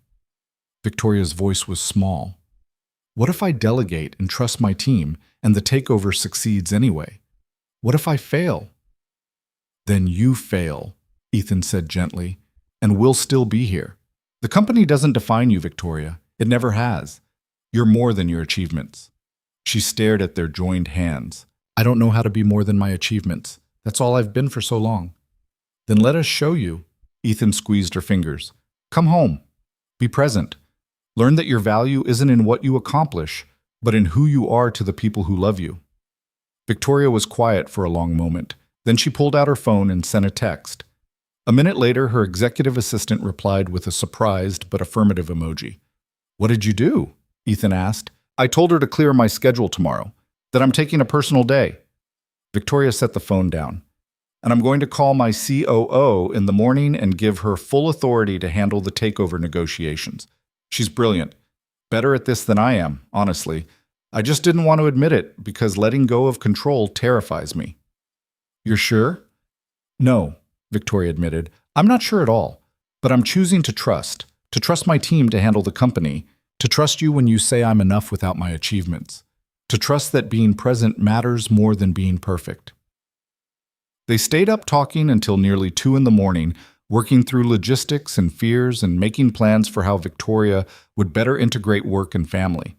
It wasn't a complete solution. There would still be late nights and busy seasons. But it was a commitment to prioritize differently, to delegate more, to be present more often than absent. The next morning, Maya came downstairs to find both Ethan and Victoria at the breakfast table. Victoria still in pajamas instead of her usual work clothes. You're home, Maya's face lit up. Are you sick? No, Butterfly. I'm taking a day off to spend with you. Victoria pulled Maya into her lap. I realized I've been working too much and missing too many moments with you. So today, we're going to do whatever you want. Maya's eyes went wide. Really? Anything? Anything, Victoria confirmed. What should we do? Can we go to the park where Daddy used to take me when I was little? The one with the big slide and the ducks? Victoria looked at Ethan, who nodded. The park sounds perfect. They spent the day at Riverside Park, the same place where Victoria had first seen Ethan and Maya 4 years ago. Maya played on the equipment while Ethan and Victoria sat on a bench, watching her the way parents do, proud and protective and completely in love with the small person they'd somehow been trusted to raise. I've been thinking, Victoria said as Maya ran to the swings, about what you said last night, about the future not mattering if we're not present in the now. Yeah? I want to pull back from the company, not leave entirely, but step into more of a chairman role. Let my COO take over day-to-day operations. I've been building this business for 10 years, and I've proven everything I needed to prove. Maybe it's time to let someone else take the lead while I focus on building something else. What else? Ethan asked, though he thought he knew. This. Us. Our family. Victoria turned to face him. I want to be present for Maya's childhood. I want to have dinner with you every night. I want to be there for homework and bedtime stories and weekend adventures. I want to build a life, not just a legacy. Ethan's heart was pounding. What about when the novelty wears off? When family life gets boring and routine and you miss the excitement of closing deals? Then I'll find excitement in watching Maya learn to ride a bike without training wheels, in planning elaborate date nights with you, in the small victories of ordinary life. She took his hand. I'm not saying I'll never work again or that I won't stay involved with the company, but I want it to be part of my life, not all of it. I want balance, real balance. I want that too, Ethan admitted. And I'm sorry for how I said things last night. I was exhausted and scared, and I lashed out. You were honest, and I needed to hear it. Victoria leaned her head on his shoulder. We're going to keep screwing up, you know. We're going to have more fights and more misunderstandings. This won't be the last crisis we face. I know, but we'll face them together. Ethan pressed a kiss to her temple. That's what makes the difference. They sat in comfortable silence, watching Maya make friends with another child on the playground, her laughter carrying across the park. The spring sunshine was warm on their faces, And for the first time in weeks, Ethan felt the knot of tension in his chest loosen. "I want to show you something," he said suddenly. "Now?" "Now, Maya," he called to his daughter. "We're going for a walk. Come on." Maya ran over, and the three of them walked hand in hand through the park, following paths that Ethan knew by heart. He led them to a small clearing with a bench facing a duck pond, slightly hidden from the main playground area. "This was Sarah's favorite spot," Ethan said, his voice thick with emotion. "When Maya was a baby, we'd come here on Sunday mornings. Sarah would sit right here and feed the ducks while I pushed Maya in the stroller. After Sarah died, I couldn't come back for almost a year. It hurt too much." Victoria squeezed his hand but stayed quiet, letting him talk.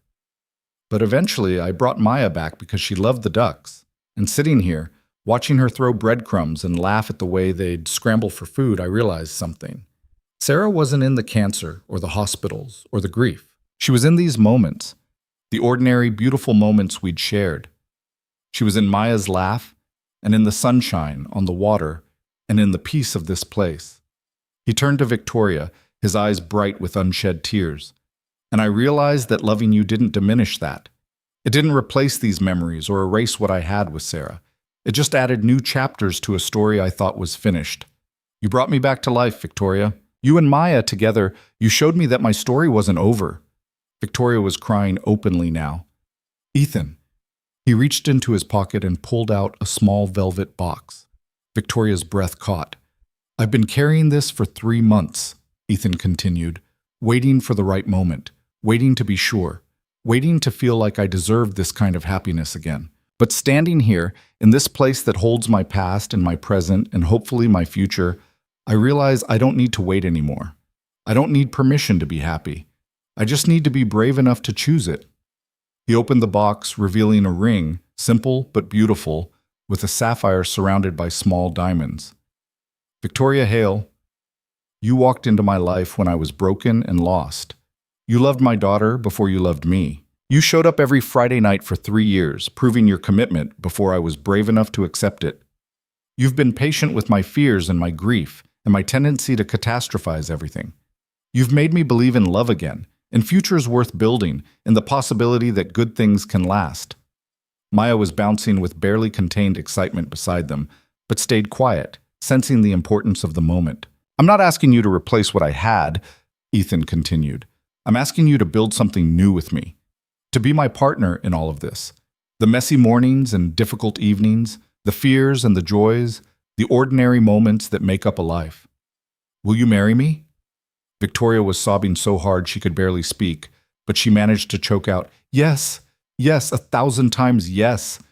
Ethan slipped the ring onto her finger with shaking hands, and then they were kissing while Maya cheered and the ducks quacked obliviously in the pond. When they finally pulled apart, both laughing and crying, Maya inserted herself between them. "Does this mean we can finally get a dog?" she asked with perfect 8-year-old timing. Victoria laughed, the sound bright and joyful. "Yes, Butterfly, we can get a dog. A golden retriever named Princess?" "We can negotiate on the name," Ethan said, pulling both his girls close. "But yes, a golden retriever." They stayed at the park for another hour, Maya playing while Ethan and Victoria sat on Sarah's bench, talking about the future in concrete terms now. Wedding plans, Victoria's transition to a chairman role, the logistics of adding a dog to their household, and eventually, maybe, the possibility of giving Maya a sibling. "I know it's a lot," Victoria said when the subject of another child came up. "And we don't have to decide now. But someday, if you'd be open to it." "I'd be open to it," Ethan said, surprising himself with how true it was. "Not right away. Let's get married first, get settled, see how the dog works out. But someday? Yeah. I think I'd like to give you that. To give us that." Victoria's smile was radiant. Someday sounds perfect, but the engagement announcement caused exactly the media frenzy they'd expected. Victoria's PR team managed it carefully, releasing a statement that celebrated their relationship while firmly establishing boundaries around Maya's privacy. There were photos, carefully chosen ones that Victoria approved, showing them as a family without exposing Maya's face clearly. And there were articles dissecting every aspect of their relationship. But Ethan found that the media attention bothered him less than he'd feared. Let people speculate and judge and question. He knew the truth of what they'd built, and that was all that mattered. The wedding planning became a family affair. Maya insisted on being involved in every decision, from the flowers to the music to the color of the tablecloths. Victoria, who could negotiate billion-dollar deals without breaking a sweat, got surprisingly emotional about the small details. "I never thought I'd have this," she admitted one evening while they were looking at invitations. Maya had fallen asleep on the couch between them, exhausted from a full day of school and activities. A family, a wedding, a child who calls me mama. It feels like a dream. "It's real," Ethan assured her. "We're real." They decided on a small ceremony, just family and close friends. Victoria's business associates weren't invited. This wasn't about networking or appearances. It was about celebrating the family they'd built and the future they were choosing. The wedding took place on a warm Saturday in June, almost exactly a year after that stormy night when everything had changed. They held it at Riverside Park, in the clearing by the duck pond where Ethan had proposed. It felt right to marry in the place that connected all the chapters of his story: the past with Sarah, the present with Victoria, the future they were building together. Maya served as both flower girl and ring bearer, taking her duties with the utmost seriousness. She wore a dress she'd picked out herself, purple, her favorite color, with sparkles that caught the sunlight. She walked down the makeshift aisle, scattering rose petals with the concentration of someone diffusing a bomb. Victoria was breathtaking in a simple white dress, elegant and understated, carrying a small bouquet of wildflowers that Maya had helped pick. When she reached Ethan at the end of the aisle, her eyes were already shining with tears. The ceremony was brief and personal. Ethan's friend Marcus officiated, having gotten ordained online specifically for this purpose. Instead of traditional vows, they'd written their own. Victoria went first, her voice steady despite the tears streaming down her face. "Ethan, when I saw you in this park 4 years ago, painting butterfly wings on your daughter's cheeks with shaking hands and a brave smile, I had no idea I was looking at my future. You taught me that strength isn't about never breaking. It's about breaking and choosing to keep going anyway. You taught me that love doesn't run out of room, that hearts can grow to hold both grief and joy, past and present, memory and hope. You and Maya welcomed me into your lives when I didn't even know how much I needed you. You gave me a family, a home, a purpose beyond achievement. You gave me everything that matters. I promise to show up for you every day in all the ways that count. I promise to choose presence over perfection, love over fear, us over everything else. I promise to be your partner in building the ordinary, beautiful life we both deserve." Ethan's hands were shaking as he took his turn. "Victoria, I spent 5 years protecting myself from this. From feeling this much, from hoping this deeply, from loving this completely. I thought that staying closed off was strength, that not risking my heart was wisdom. But you showed me that real strength is vulnerability, that real wisdom is choosing to love even when you know how much it can hurt to lose someone. You waited for me to be ready. You loved Maya when I was still too scared to love you. You proved, over 3 years of Friday nights and patient presence, that you weren't going anywhere. You gave me back my life. I promise to be brave enough for this. For us. For the future we're building. I promise to trust your love instead of questioning it. I promise to fight for us when things get hard instead of retreating into fear. I promise to spend every day I have showing you that choosing us was the right decision. For all of us." When Marcus pronounced them married, the small gathering erupted in cheers. Ethan kissed his wife, while Maya bounced excitedly beside them, and the ducks in the pond added their own quacking commentary. The reception was held at Ethan's mother's house, her backyard transformed with string lights and flowers and tables full of food that various family members had contributed. It wasn't fancy or elegant or anything like the kind of event Victoria's business associates might have expected. It was perfect. During the toast, Maya stood on her chair and clinked her glass with a spoon, demanding attention. The crowd quieted, charmed by the serious-faced 8-year-old. "I want to say something," Maya announced, "about my family.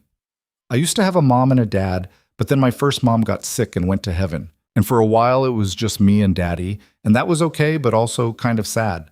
Then Mama V started coming over for dinner, and she told me stories and helped with my homework and made Daddy smile again. And I knew she was supposed to be part of our family, even if the grown-ups were being silly and taking forever to figure it out." Laughter rippled through the crowd. Victoria was crying, and Ethan had to wipe his own eyes. So now I have a dad and a Mama V. And soon we're getting a dog named Scout. We compromised on the name. And maybe someday I'll have a baby brother or sister. And I know it's not the same family I started with, but it's still my family. And I love it. She raised her juice box. To my family. The one I had, the one I have, and the one we're going to be. Everyone raised their glasses, echoing her toast, and Ethan felt his heart might burst with the fullness of the moment. Later in the evening, as the party wound down and Maya dozed in her grandmother's arms, Ethan and Victoria slipped away to the edge of the yard. The sun was setting, painting the sky in shades of gold and pink. "We did it," Victoria said, leaning into his side. "We did," Ethan agreed. "We built this. Against all odds, despite all fears, we actually built this." "What do you think Sarah would say?" Victoria asked quietly. "If she could see this?" Ethan thought about it seriously. "I think she'd say it took me long enough to stop being stubborn. She'd probably make some joke about how it figures I'd fall for someone as hard-headed as I am." He smiled. "And then she'd thank you for loving Maya. That's what would matter most to her, that our daughter is loved and happy." "She is," Victoria said. "Both loved and happy. We all are." They stood in the gathering dusk, watching their families mingle and laugh, watching Maya sleep peacefully, watching the future they'd built together unfold in real time. "I used to think strength was never breaking," Ethan said softly. "That being strong meant carrying everything alone, never asking for help, never showing weakness. I thought letting you in was the weakest thing I could do. And now? Now I know that letting you in was the bravest thing I ever did. That choosing to love again, to hope again, to build again after everything I'd lost, that's real strength.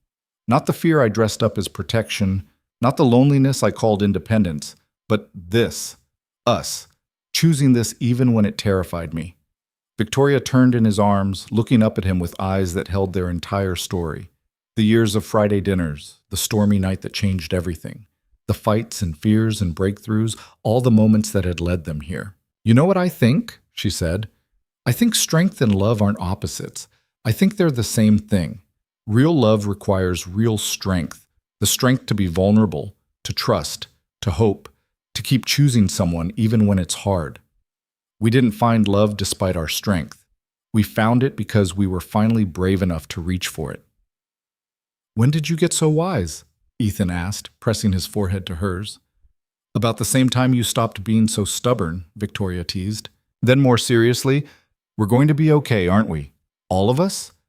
"Better than okay," Ethan promised. "We're going to be happy. Not perfect, not without challenges, but happy. Together." The word together no longer felt like a risk or a leap of faith. It felt like home. In the years that followed, they proved it true.